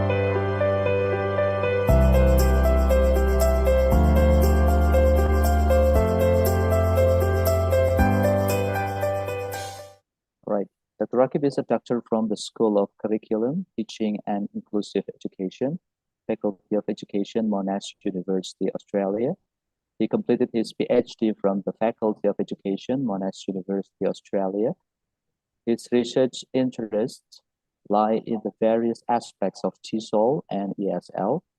He currently serves as senior lecturer at the Faculty of Education, Monash University, a senior fellow at Higher Education Academy in the United Kingdom, and an advisor on bilingualism matters in the United Kingdom. At this very moment, Dr. Rakib is going to deliver a presentation entitled Advancing Education through Technology Integration in the Era of Society 5.0. However, unfortunately, we do apologize that Dr. Rakib is not able to directly attend our virtual meeting today, so we will carefully listen to his recorded presentation. We kindly remind our participants that there will be a question and answer at the end of this presentation. Okay, without further ado, let's together listen to the recorded presentation from Dr. Rakib.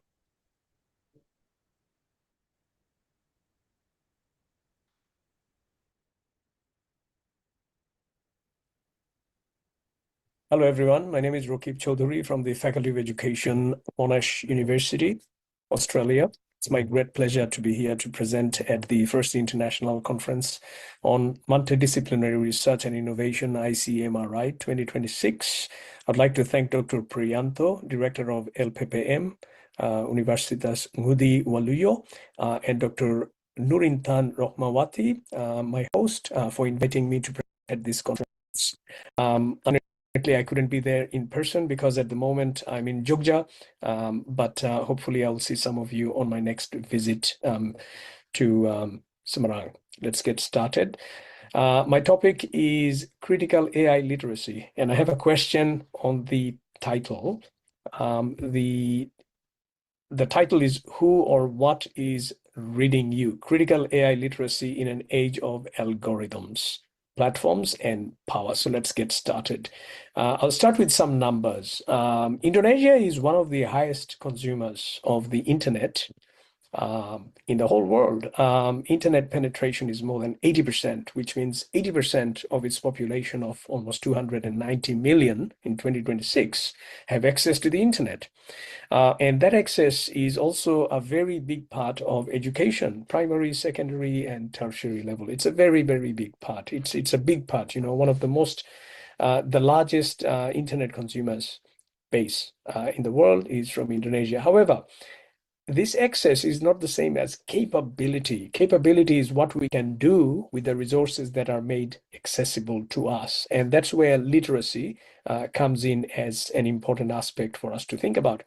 Now, in English, there's this common saying, I'm sure you've heard about it, think outside the box, which basically means when we think about something, we are usually confined within the box of our common sense and our experience, and we don't want to venture outside the confines of the box.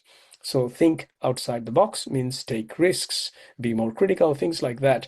In a recently published article in the BBC, which was just published last month, they twist the word and say, think outside the bots, not the box. And of course, here, bots is referring to the internet bots, or the more specifically, the artificial intelligence bots that help us almost at every stage of our communication with the internet these days. At the bottom, you can see this warning. It says, GPS ruined our sense of direction. We've kind of lost because we are so much dependent on GPS. And then search engines like Google has weakened our memory. We don't need to remember anything anymore, because if we just need to remember something, we can just Google it up. The same thing is happening with AI as well. It is not only affecting our literacy and our criticality, but it is just making us so much dependent on it that it is not bringing out the best of us. So I'd like to talk about that. But I don't want to talk just about digital literacy. It's not a new topic anymore. I want to talk specifically about AI literacy, and even within that, I want to talk about critical AI literacy, which asks a few questions such as, what cognitive work is AI doing for us and should remain for me to do? And perhaps most importantly, we should ask the question, how do I verify challenge and reinterpret what AI generates for me? Or am I actually challenging, or I'm simply accepting what AI is doing for me to save time and to make it quicker and to make it more efficient and to sound smarter and all of that? That's where AI literacy comes in, and that's a very important problem today. The central challenge of AI literacy is not learning how to prompt machines such as ChatGPT, like giving it instructions to do something. It is learning how to remain intellectually active in a world increasingly designed to think on our behalf. So we are kind of outsourcing our cognitive capabilities to a machine to do the things for us. And then we have the illusion that somehow we are now smarter, we are producing better. It was very different when I was in high school because the only technology that we had was the humble calculator. And even that was seen very skeptically by our school teachers. They wouldn't allow us to use the calculator. Every student could tell you, even a primary school student could tell you 12 times 12 is 144. And that's because they would memorize the times table. Unfortunately, that is not the case today because the calculator is now omnipresent. You have it on your laptop, your computer, your mobile phone, maybe your watch as well, everywhere. And that's not the thing. So it has been replaced by something more sophisticated, not just the internet, but also more recently, artificial intelligence. So what have you been scrolling this week on your devices, on your mobile phone? Maybe on TikTok or Instagram or YouTube. What have you been scrolling this week? These would probably be some of the very common keywords or the themes that you've been searching. But we have to ask the question, who's shaping your taste? Why are you clicking on this? Is it you or is it the algorithm giving the impression to you that these are trendy, these are popular, and this is what you should be searching because other people of your same age group and demographic, they're also doing that. And then, of course, you have these viral videos that you may have seen recently on your screens and you're clicking on them. It could be something entertaining, something about food or culture. It could be something about lifestyle or a habit. And we have these so-called influencers telling you what you should be doing. You might be following pages like this if you're an university student, things like that. So if you open your search page, it will probably look something like this. These are all crowdsourced from undergraduate students in Indonesia very, very recently. So these are some of the things that you're probably familiar with and you're scrolling these days. So, from flawless skins to body goals and health and nutrition and entertainment and dieting and all of that, fitness, these are some of the things that you would probably be looking into and exploring in your free time. But then we ask the question, is this really your choice? Or is it the algorithms? Is it the internet making you think that this is what you should be searching? That's where critical AI literacy comes in. So aesthetic life, healing heart, campus outfit, quarter life crisis, consumption, identity, and all of these things. So again, aesthetic on screen or anxiety hiding behind it because you're just trying to conform to the trends that you think are normal. And we often scroll first and we think later, or we don't think at all, because for us it's easy entertainment and it's something that gives us, that feeling that I'm just living my life as I should. But who's dictating it? Because every click that you're making is data and every scroll that you're making is profit, but probably the profit is not for you. So you're all fluent consumers of this kind of content. And I'm not saying that is bad. I'm not saying you shouldn't be scrolling and you shouldn't be consuming and you shouldn't be entertaining yourself. That is not what I'm saying. But we have to ask the question. You are fluent users of these technologies, but fluent exactly in what? What exactly are you fluent in? Can you see how this, this kind of fluency and consumption sits at the intersection of commercial exploitation? People are making money out of you. Pseudoscience. People are giving you health and fitness advice, and you're buying products without much science behind it, or even deeply embedded colonial beauty norms. So you want to have kulit putih, you want to have white skin, being an Indonesian, you want to look like someone from Europe. So can you actually read all of these pressures and expectations that are being made? But I'm not saying that technology is all about consumption. I'm not just saying you're passive and you're just clicking and you're lazy. That's not what I'm saying. Technology can also create, and we are also creators now. We are not consumers. And I know many of you here in the audience, you make awesome TikTok videos, you have a lot of followers, you have a lot of likes and clicks, and you make amazing photos and vlogs about food or nutrition. So you are also very, very productive. You don't just consume, but you produce. But again, we have to ask the question, are we really creating? Are we really creative?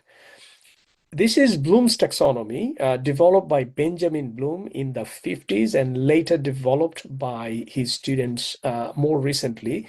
And Bloom's taxonomy is a hierarchy of cognitive levels, from remembering at the bottom, which is a lower order thinking skills, LOTS, lots, to creating, which is the higher order thinking skill, or actually the highest order thinking skills, HOTS, HOTS, okay? And Bloom's taxonomy helps us show and explain how the cognitive progression is made from one level to the other, consummating at the level of creativity. When we use digital technologies to create, to go to that top level, what happens is we skip the entire process, the cognitive progression, the cognitive engagement, from remembering, and jump straight ahead to creating. And we create something and we think we are creators. So metaphorically speaking, AI forces us to skip the stairs of understanding, applying, analyzing, evaluating, and just go to creating. And it does it very impressively, does it very quickly, and gives us an illusion that we are being creative. So we are outsourcing our output to AI such as ChatGPT or TikTok. And we question whether that is actually creativity, or that's an illusion of creation without the cognitive process required for it. Now, theorists like Dewey and Vygotsky have talked about how the process is actually always more important than the product. So the product is what comes at the end. So that's the creation bit. So Dewey talks about learning as experience, not outcome. Vygotsky talks about how growth happens in the ZPD, zone of proximal development, through struggle and scaffolding and pressure, and the sequential development of one's cognitive ability.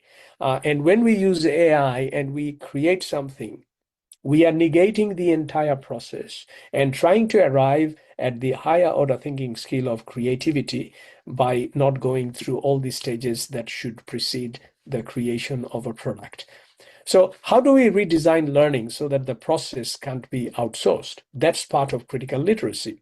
So we have these questions about AI literacy, questions about literacy, but it's also questions about power and platform logic. Who is the creator of the video that you're watching? How educated are they? What do they want from you? Is this entertainment? Is this serious? Or is it something that you can't even name? Would you call this creator literate? What about you as the consumer or even the creator? Are you literate or not? So how literate are you? If you are getting advice about health or nutrition or beauty, or consumer products from a so-called viral influencer on TikTok, rather than getting the health information from a doctor or a nutritionist, are you really literate? We all know these common sense and general knowledge things like, if you want to have good skin, you have to hydrate, you have to drink a lot of water, you have to sleep well, you have to moisturize, things like that. If you want to grow muscles, you have to exercise. Do you really want to get a particular product that promises you to get, better skin and all of that without going to the doctor? That is where AI literacy comes in. It's not just about using the tools, it's about questioning them. So your grandparents and your parents were probably much more literate than you when it came to, trusting people like, the midwife, the doctor, the elder, rather than getting bogus information from so-called influencers making millions of dollars because they are selling a product, and you're just clicking and you're believing them instead of ever talking to a doctor. So your parents and grandparents' literacy was relational. It was community-based, and yours is often outsourced to an algorithm because you think that is what. So what do you mean by literacy? The old view of literacy is simply the kind of school literacy, it's like reading and writing and understanding text and all of that. But the new view sees literacy as a social practice. It is situated, it is political, and it is highly context dependent. So that is how we look at literacy. It's not just about letters or reading letters. It's about who gets to mean what and to whom. So what counts as literacy right now? It could be understanding the meaning of an emoji in a WhatsApp message. It could be about how to fill in a form in a government portal. It could be about teaching your parents how to use online payment or financial literacy and all of these things. So it is social and ideological. It's not just cognitive these days. A teenager who has 50,000 followers, viral videos and all of that, very, very popular, but can't write a single paragraph without the help of AI. Is that person literate or illiterate? So going viral is not the same as being literate. They could actually be very illiterate. You could make very, very creative viral videos on Instagram. You might have 50,000 followers, but you could still be very, very illiterate. Okay, so fluency is not the same as criticality. You might be fluent about how the platform works, how you can get money, but that's not the same thing if you are not critical about it as well. So critical digital literacy, not just digital literacy, critical digital literacy means you have to ask just, can you make content? You can make content, but do you understand who profits from the content? Who is surveilled? Who is kind of seen and targeted, and whose values the platform encodes? So being platform literate, like a viral TikTok maker, without being critically literate, is still a form of illiteracy. You are still illiterate, but just a very well monetized one because you're making money out of it. So critical digital literacy is not to read the text, but to read through the text and to interrogate them, to be critical about them, to look at ideology and to be look at representation as well. So to ask questions like who made this content and who is benefiting from it? How trustworthy is it? How reliable is it? Whose voice is missing? Do I need to be white like a European while I'm an Indonesian and I shouldn't be like that? You can't be a critical researcher if you accept what the algorithm serves you. So there is this term called the stochastic parrot. The stochastic parrot is a mathematical term that is a metaphor, which means that in a mathematical system, there is a list of probabilities. And depending on the kind of prompt that you provide, the answer that you would get is mathematically the most likely. It's a prediction of the most likely or statistically probable text that you're supposed to do. That is how AI works. It is a mathematical formula for giving you the answers that, based on large language models, is the most predictable outcome that you want to hear. There is no creativity here. You're just outsourcing it to someone else. So AI literacy frameworks, it's not a new thing. We have several AI literacy frameworks, and there are two of these here that I'm referring to that you can look at, but it involves a whole lot of things from ethics and evaluation to usage and awareness and the application and all of these things that we have to be aware of.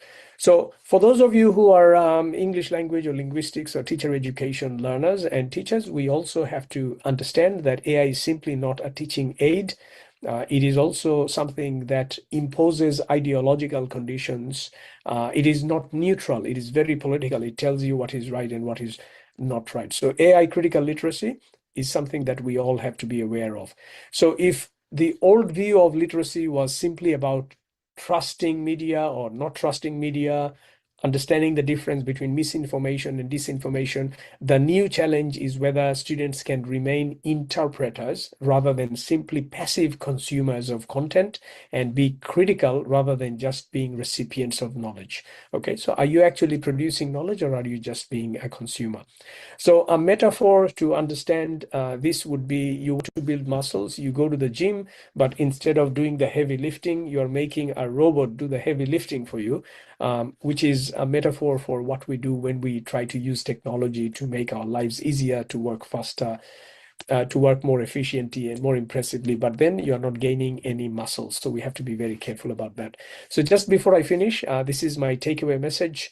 The most dangerous illiteracy in 2026 is not the inability to read, because you can all read digital content. Young people can read digital content much better than us, older people.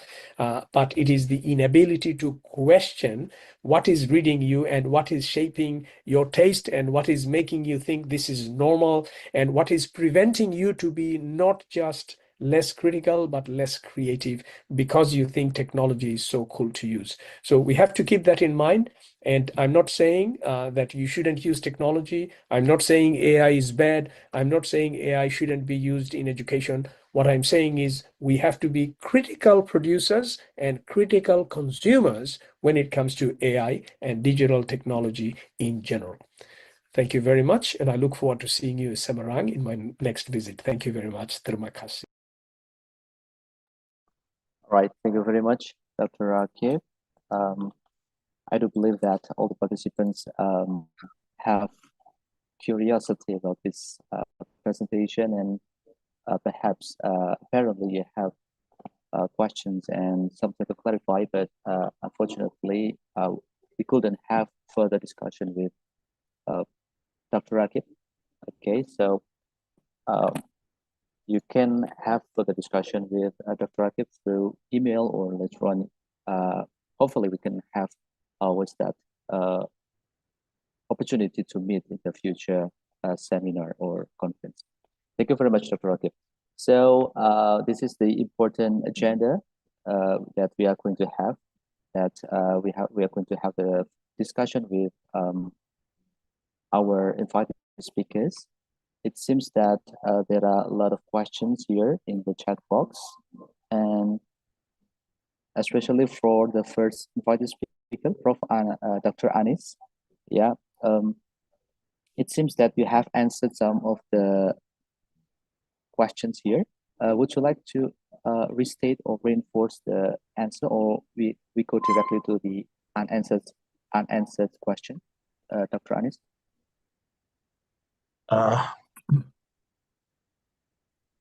All right, thank you very much, Mr. Chairman. I think I have already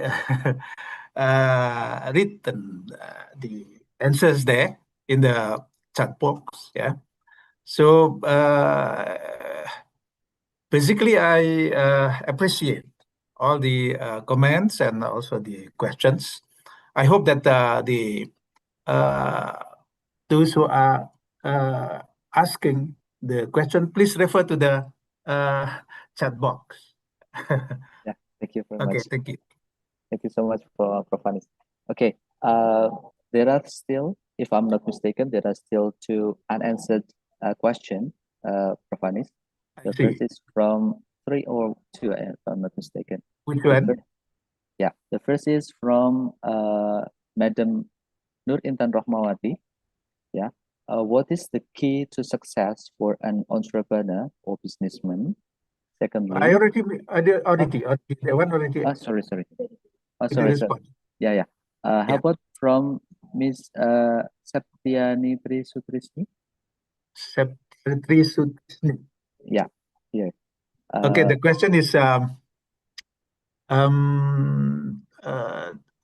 thank you for your insightful and inspiring presentation. Yes. I have one question. Since you introduced the integrated Makassar-based development framework as a conceptual model, what do you think should be the first step toward empirically validating this framework? Additionally, which key variables or indicators should researchers prioritize when evaluating its effectiveness in the real-world settings? All right. Thank you very much, Ms. Septani Trisutisni. The maqasid-based Tawheed actually integrated. I mean integrated. There is Tawheed because I actually what my presentation emphasizes is about the integration. Yeah, Tawheed is integration, and fortunately that it is the core and the foundation of Islam. That this religion, the first teaching of this religion or principle is Tawheed. That is the integration, the unity of the reality to integrate the fragmented realities. As we pretty sure that today in the modern civilization, everything becomes fragmented, as if the one sector has no anything connection or relation with the other sectors. And this is from a Tawhidic point of view. This is the great problem, the great mistakes. Yeah.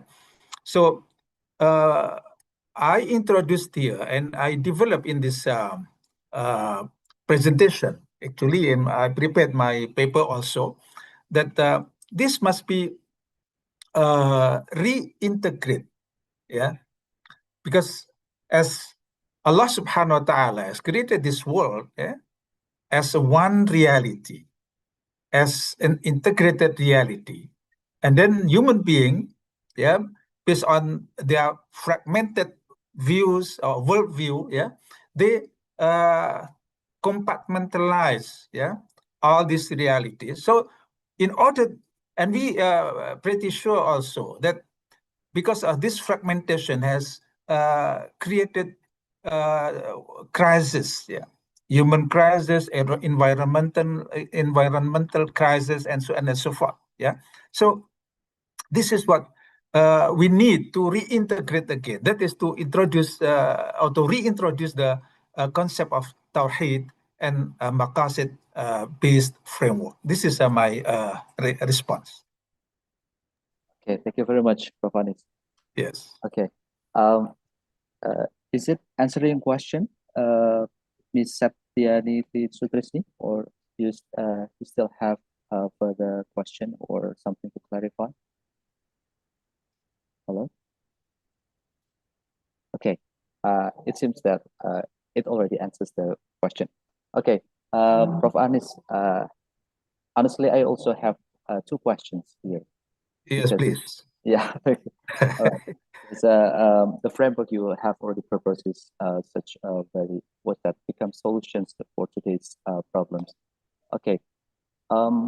Your framework is based actually on Islamic foundation. How if it is implemented in countries in which it has plurality in religions, such as in Indonesia, is there any challenges or some adjustments that should be implemented in implementing this framework? And then the next question: a framework should must have drawback when it is implemented in certain country. Is there any, in your opinion, is there any drawback if we implemented this framework? Sorry, the second question, can you? Yeah, is there any drawback or disadvantages, Prof. Anis, if we implement this framework or challenge? Yes, thank you. All right, thank you very much, Mr. Chairman. In a country or in a society where it is multi-religious, multi-ethnic, multi-racial, and so on and so forth. Yes, my framework is Islamic-based framework. Actually, it is Islamic. Yes. maybe this is the one that is challenging to explain, to introduce, yeah, because as yes, we are aware that there are sensitivities, of course, yeah, but since we need to to come up the solution of our problems, yeah, let's try, yeah, from different perspectives. Those who are Muslims, for example, they may develop from their Islamic perspective, and those who come from the Hindus perspective, they may also introduce their teachings. Yeah, so let's later on, yeah, we compare which one is more sustainable and more promising. Yeah, since according to the Tawhidic belief, yeah, that what we our objective is not to succeed in this world only. Yeah, our objective is to succeed in this world, to have prosperity in this world as well in the hereafter. Yeah, and this is, I think, the only concept that human being or human civilization has. I myself, my background is comparative religion, actually, and I studied different religious philosophies, yeah, from Hindu philosophies, from Buddhist philosophies, from Christian, Jewish philosophies, and so on and so forth. I came to a conclusion that based on my long journey, because I'm now already, my age is already 60 above, yeah. So I already passed the long journey, the academic journey. So this, finally, I have to embark, yeah, on this framework. So it's up to the readers, up to the audience, yeah, to decide, yeah, whether my framework is feasible, my framework is logical, or so on and so forth. It's up to the readers to evaluate, to assess. Yeah.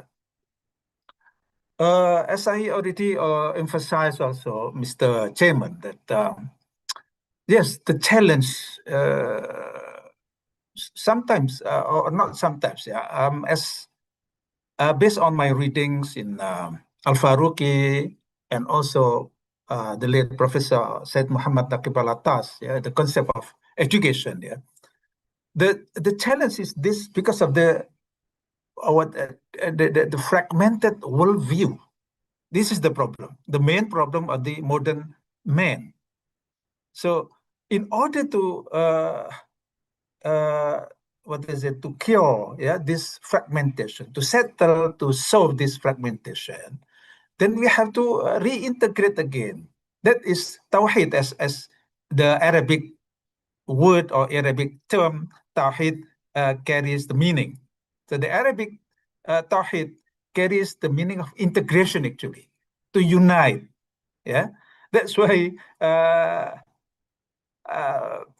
we believe that because God reveals Islam as the the fitrah of all the human being. Basically, human being will accept, yeah, this fitrah, this fitri concept, yeah. So that's Mr. Chairman, what I can respond for this.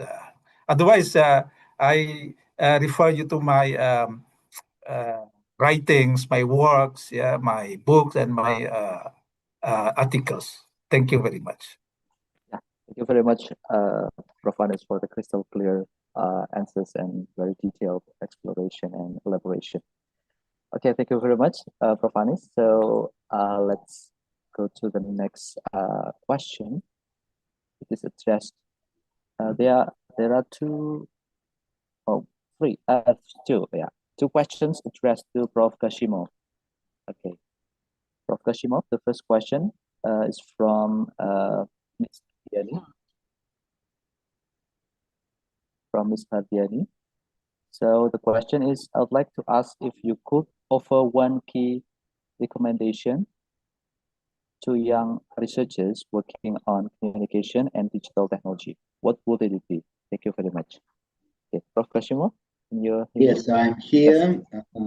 Thank you very much for the question. Really is the right question and it's very the main questions. Yeah, you know, the core advice is to always begin your research with the human context, real user problems, the ethical consequences of implementing technologies such as data privacy or algorithms bias, and how new means of communication change social norms, trust, and ways communities are formed.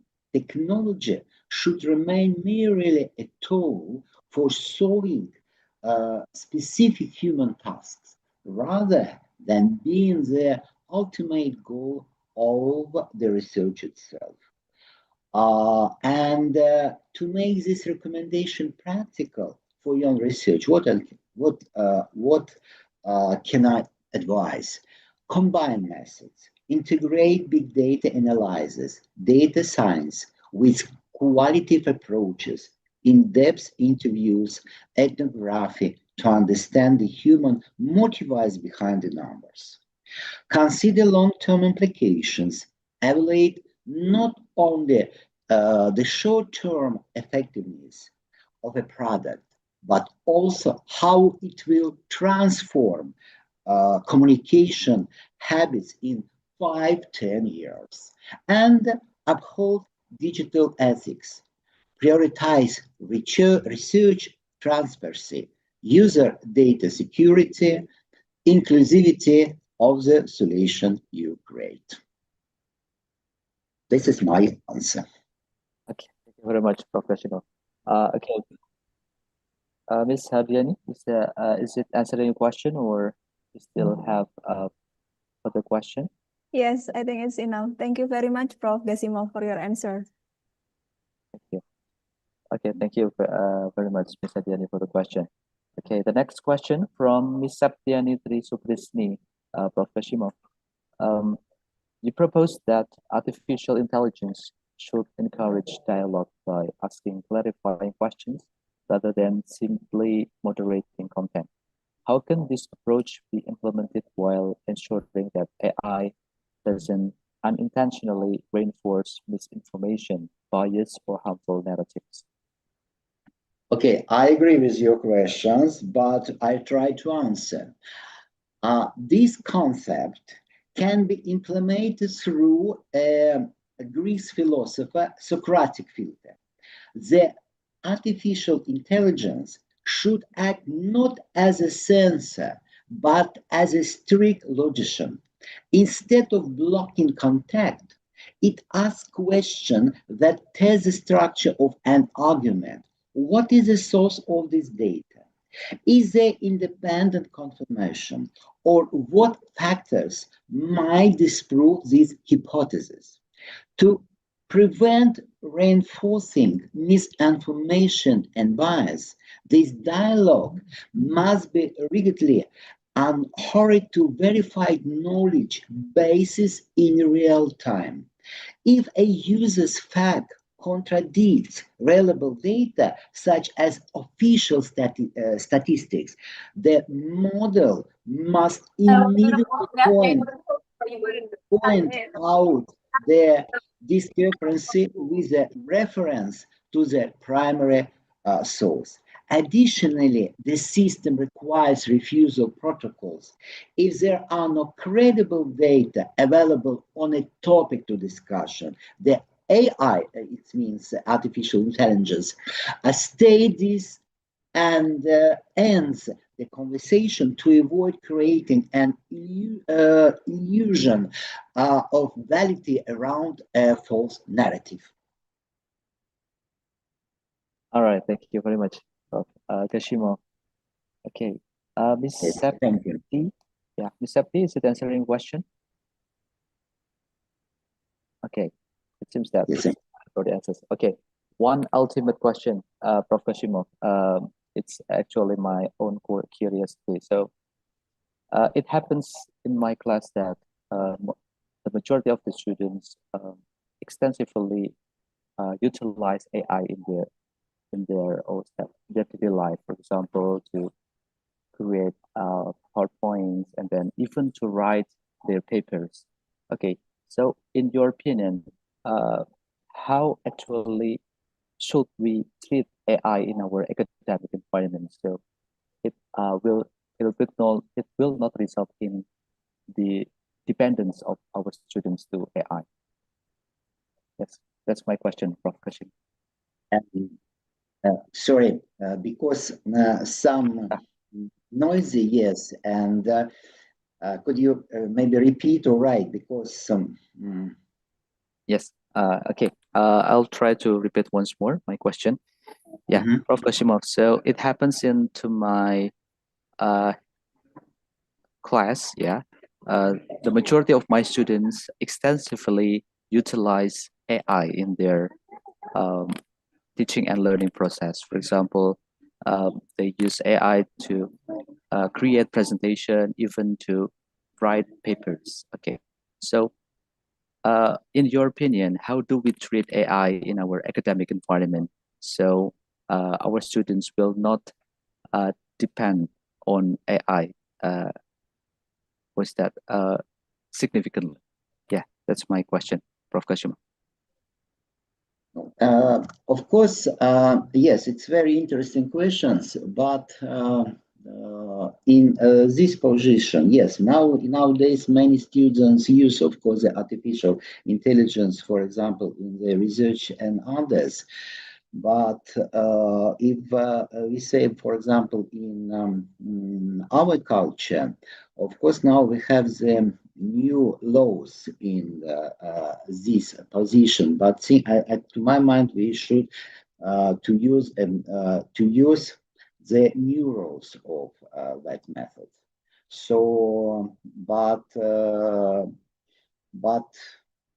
but of course, I think we should to discuss about, because it's the main problem now. It's not only in your class, in our system too, in Universitas. And for example, the last week,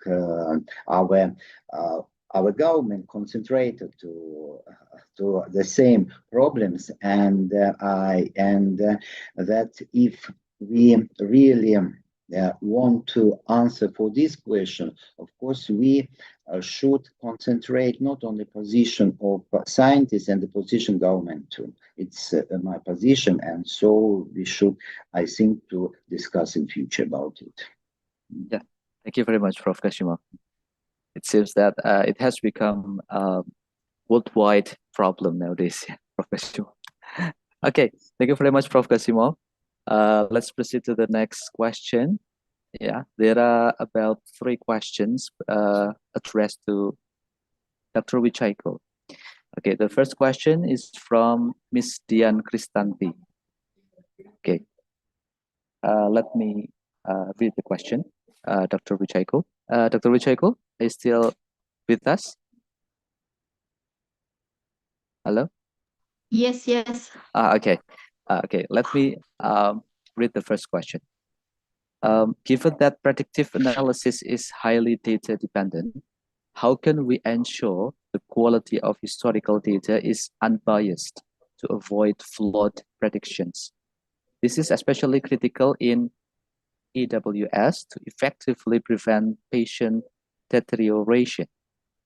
Thank you. That's the first question. Okay.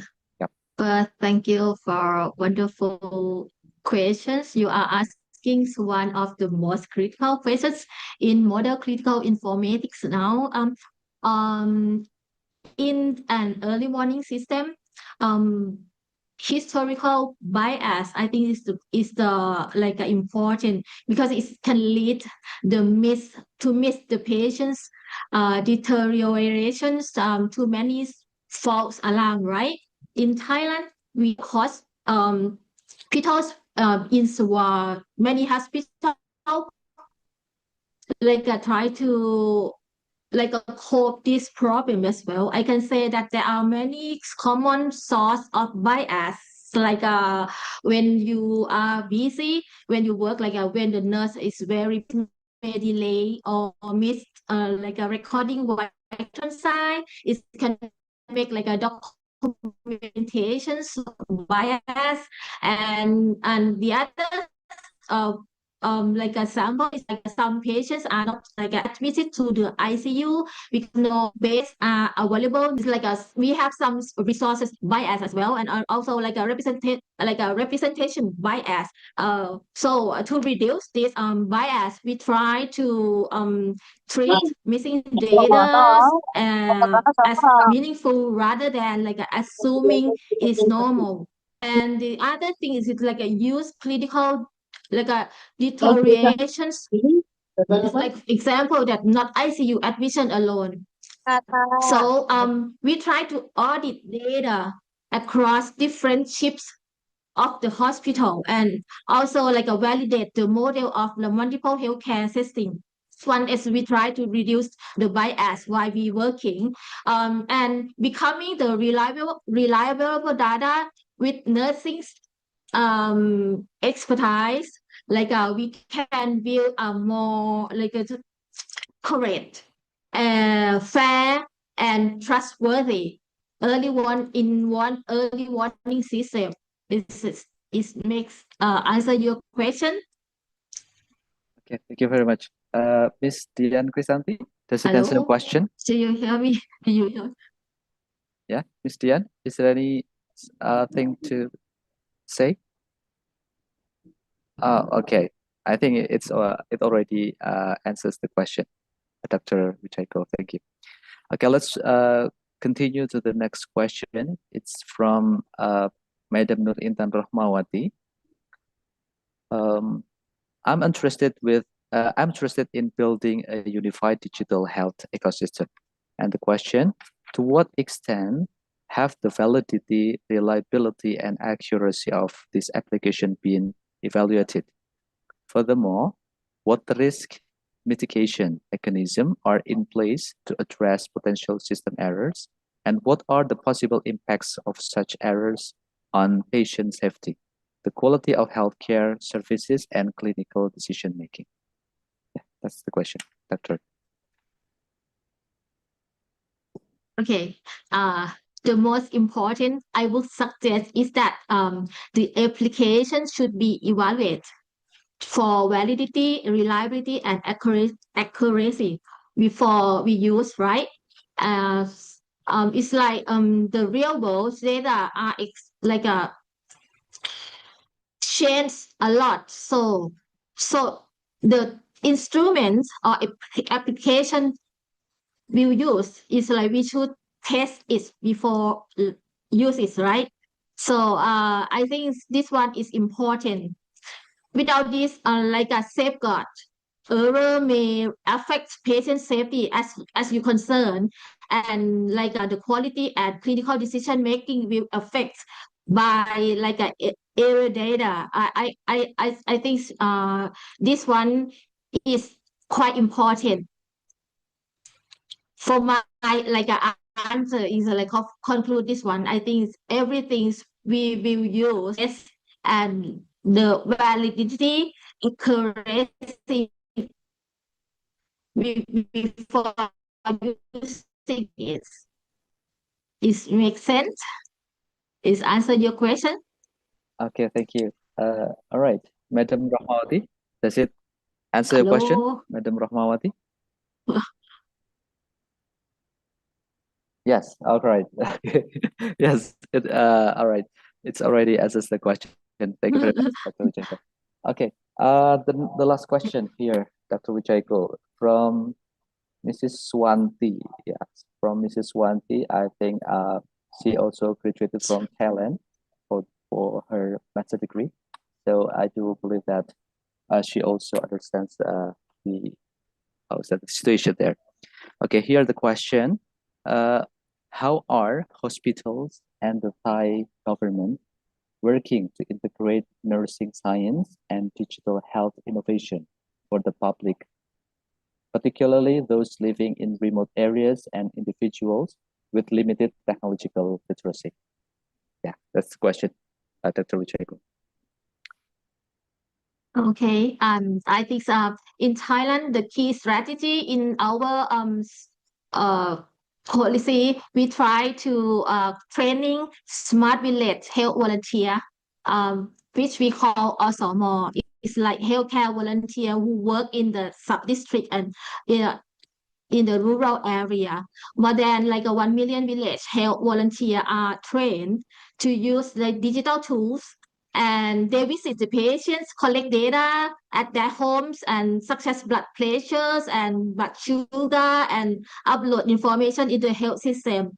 Then we can use this one even in the in the area which is limited technological literacy. You know what I mean? So if you cannot use the technologies, we will try to train the healthcare volunteer to help you, and then we can get the data. Yeah. All right. Is it answer your question? Okay. Mrs. Wanti, does it answer your question? Hello? Okay. Apparently it's already Do you have answers the question. healthcare volunteer? Yeah. Healthcare volunteer, yes, we have here, Dr. Wichayko. Yeah. Okay. All right. If okay, I think that's very what's that, comprehensive answers from Dr. Wichayko. Thank you very much. Okay, so the next Thank you. agenda, I'd like to open the floor. If is there any question? Okay, from Mrs. Budiati here.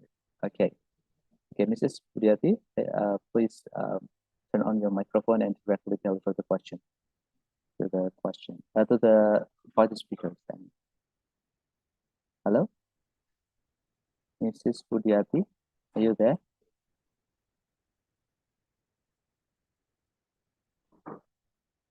Oh, okay. It seems that Mrs. Budiati can't open the mic. So could you please write on your question in the chat box, Mrs. Budiati?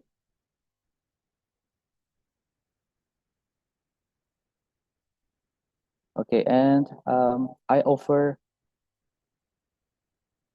Oh, okay. Please, the host to what's that? Unmute Mrs. Budiati. Okay, Mrs. Budiati. Okay, yeah, thank you. I'm just worried that I can open my camera. There is a technical issue with my camera, so I'm really sorry about this one.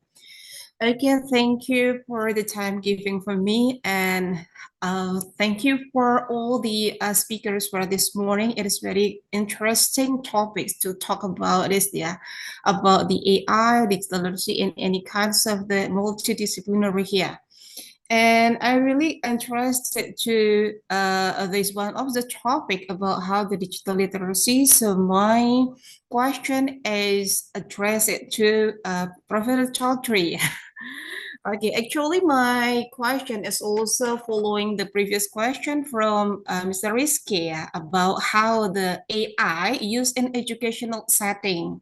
Yeah, as we know that digital literacy is one of the 21st century competency that we have to have it. And it has become a kind of two sides of the same coin. In one case, yeah, it is beneficial for us to know about the technology and how to use it. Of course, it will enlarge our insight and knowledge. But on the other side, of course, it has got something how the students can think critically. Yeah, this is one of the other sides of the use of the AI.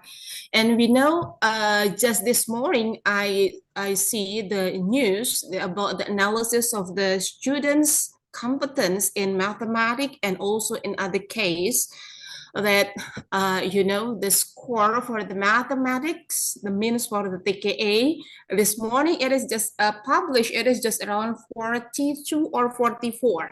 It is very, very poor for this one. Because what? Because of the issue of the using AI and also all thing about the sophisticated material from the digital platform that used by the students. And also we also as the educator, sometimes we also quite difficult and doubtful how actually we should evaluate our students. As we know, as Mr. Rizky also said, some students use most AI for their tasks, yes, and also in their project. Even we ask them to make the project, they still use the AI for this one. So for this, as an educator, Prof. Chaudhry, can you suggest us what we should do with the use of the AI here?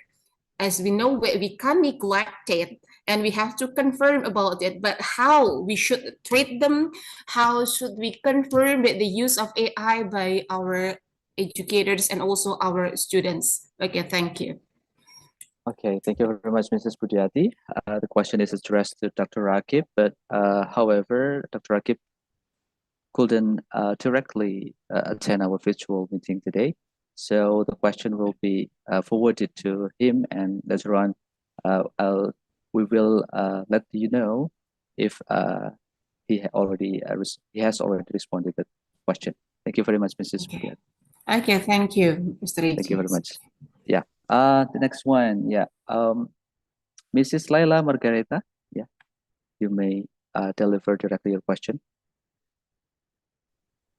Okay, thank you for actually I put my question on the chat, but I want to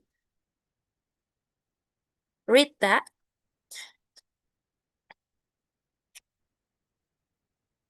Thank you before for the insightful presentation from Dr. Kudori. You mentioned that AI now generate high quality outputs, making the traditional concept of the creation at the top of Bloom's taxonomy increasingly debatable. If AI is capable of producing creative work, that human competency, do you think should become the highest educational priority in this AI era? So it's what I want to know. And from my perspective, it may be decision making, the ability to make independent judgment, accept mistake, learn from them, and adapt. In my research, I proposed the scientific, social, and contextual framework to cultivate the capacity. And what do you think about decision making and human judgment should be considered for fundamental than creation in the AI-driven education? Thank you. Yeah, thank you very much, Ms. Habibah, for the question. Okay, but however, unfortunately, Dr. Rakib couldn't come face to face here. I mean, couldn't attend the virtual meeting directly. So the question has been forwarded to him. Yeah, and later on, the response from him will be sent to your email here. Okay, thank you very much, Ms. Habibah. Okay, so I would like to open the floor first. We still have for about 5 minutes if there is more question from the participants. If any more question, you may directly open your microphone. No more question. Okay, I think it has become a very engaging question and answer session. And thank you very much for all the invited speakers for the very comprehensive and then thorough and also very detailed elaboration and from the presentation and also the responses. Thank you very much. So I think this is the end of our discussion. Thank you very much for all the participants for the active participation. Thank you very much for the thoughtful question and active participation. On behalf of the organizing committee, I would like to once again express our sincere appreciation to all invited speakers for the valuable and insightful presentation and responses. And now it's an honor for me to present certificates of appreciation to all the invited speakers. The first is for Associate Professor Dr. Anis Malik Toha, PhD.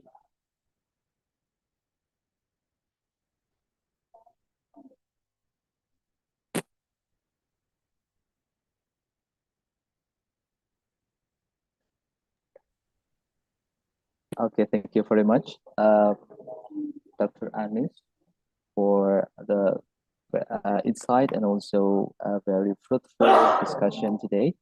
And the next one is for Professor Alcin Kashinov, PhD.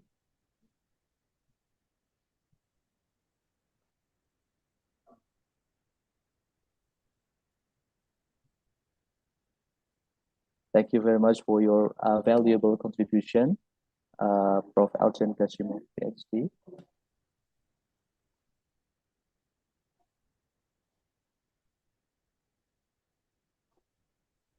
Okay. Just a moment, just a moment. Yes, Prof. Yes. The problem is the camera. Just a moment. Okay. 1 minute, please. Okay, yes. Yeah, thank you very much, Professor Shipmo, for your fruitful contribution to our international conference. Okay, the next certificate of appreciation is addressed to Assistant Professor Sushiwa Wichaiko, PhD.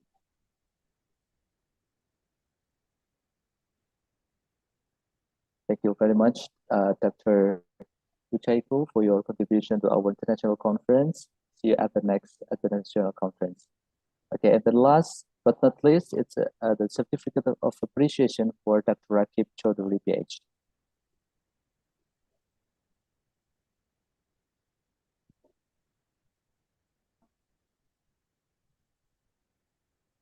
Okay, once again, on behalf of the organizing committee, we would like to express our sincere appreciation to all speakers of today's conference. Thank you very much. See you at the next international conference on multidisciplinary research and innovation. We do apologize for any mistakes or inconvenience we made. So, Ms. Hardiani, the floor is yours. Thank you very much, Mr. Pratama.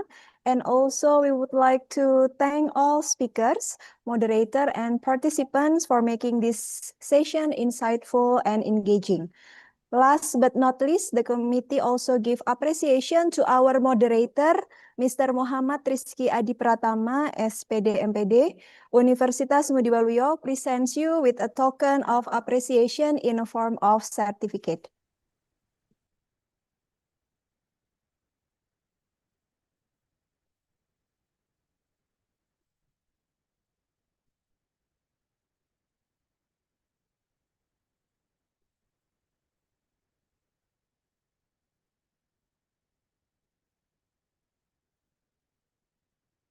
Thank you for your commitment, professionalism, and meaningful contribution to this conference. Once again, please give a warm round of applause to speakers and moderator for their outstanding contribution. Ladies and gentlemen, on behalf of the organizing committee, I would like to extend our gratitude to all speakers, presenters, moderator, and participants from across the globe. We hope this event has inspired new ideas, forged new collaboration, and enriched our scientific journey. Let us continue to build bridges across discipline and borders for a better sustainable future through science. And this event will be continued with parallel session at 1 p.m.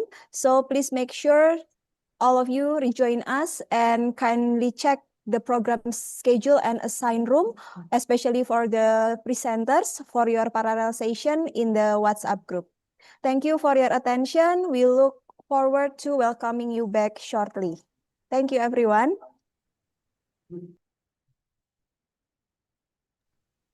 Thank you.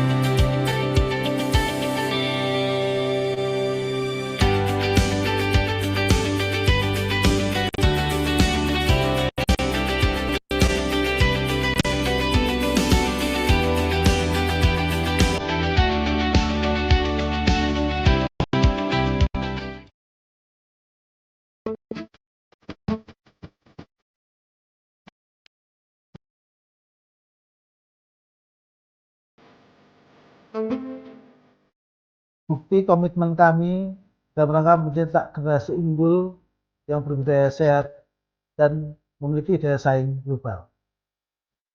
Kami terus berinovasi dalam rangka melaksanakan tridharma perguruan tinggi, yaitu inovasi di bidang pendidikan, inovasi di bidang riset, dan tentunya tidak kalah penting adalah implementasi di bidang pengabdian kepada masyarakat.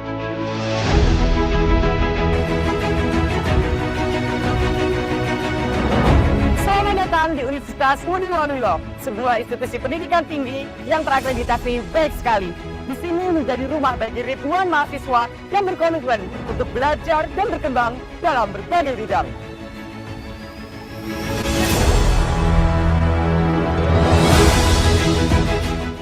Universitas Ngudi Waluyo memiliki 3 fakultas unggulan: Fakultas Kesehatan, Fakultas Ekonomi, Hukum, dan Humaniora, Fakultas Komputer dan Pendidikan. Kami juga menyediakan fasilitas modern untuk mendukung kegiatan belajar mengajar yang berkualitas.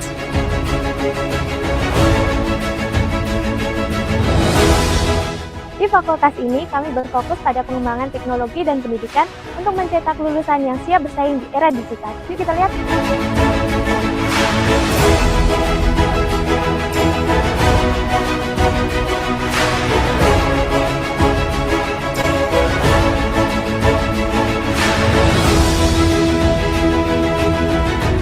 Universitas Ngudi Waluyo memiliki Fakultas Kesehatan yang didukung oleh berbagai fasilitas laboratorium untuk menunjang pembelajaran mahasiswa.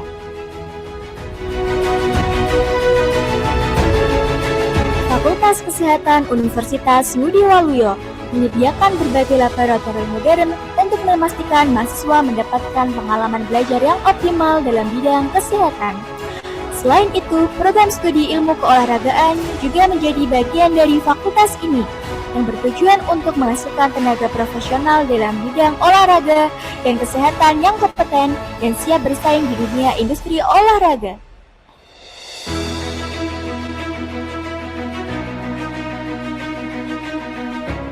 Fakultas Ekonomi, Hukum, dan Humaniora menawarkan program studi yang membekali mahasiswa dengan keterampilan profesional dan wawasan global.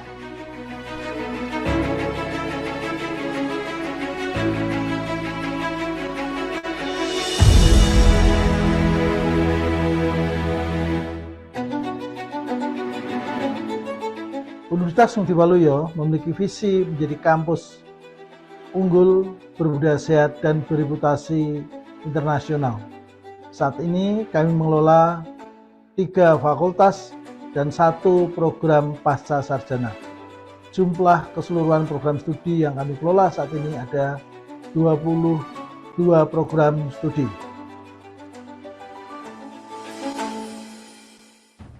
Dengan semangat berdikari, yaitu berbudaya sehat, berdisiplin tinggi, berkarakter unggul, dan mandiri, Universitas Ngudi Waluyo siap mencetak lulusan yang tidak hanya berilmu, tapi juga berkarakter dan berkontribusi pada bangsa dan dunia. Salam unggul.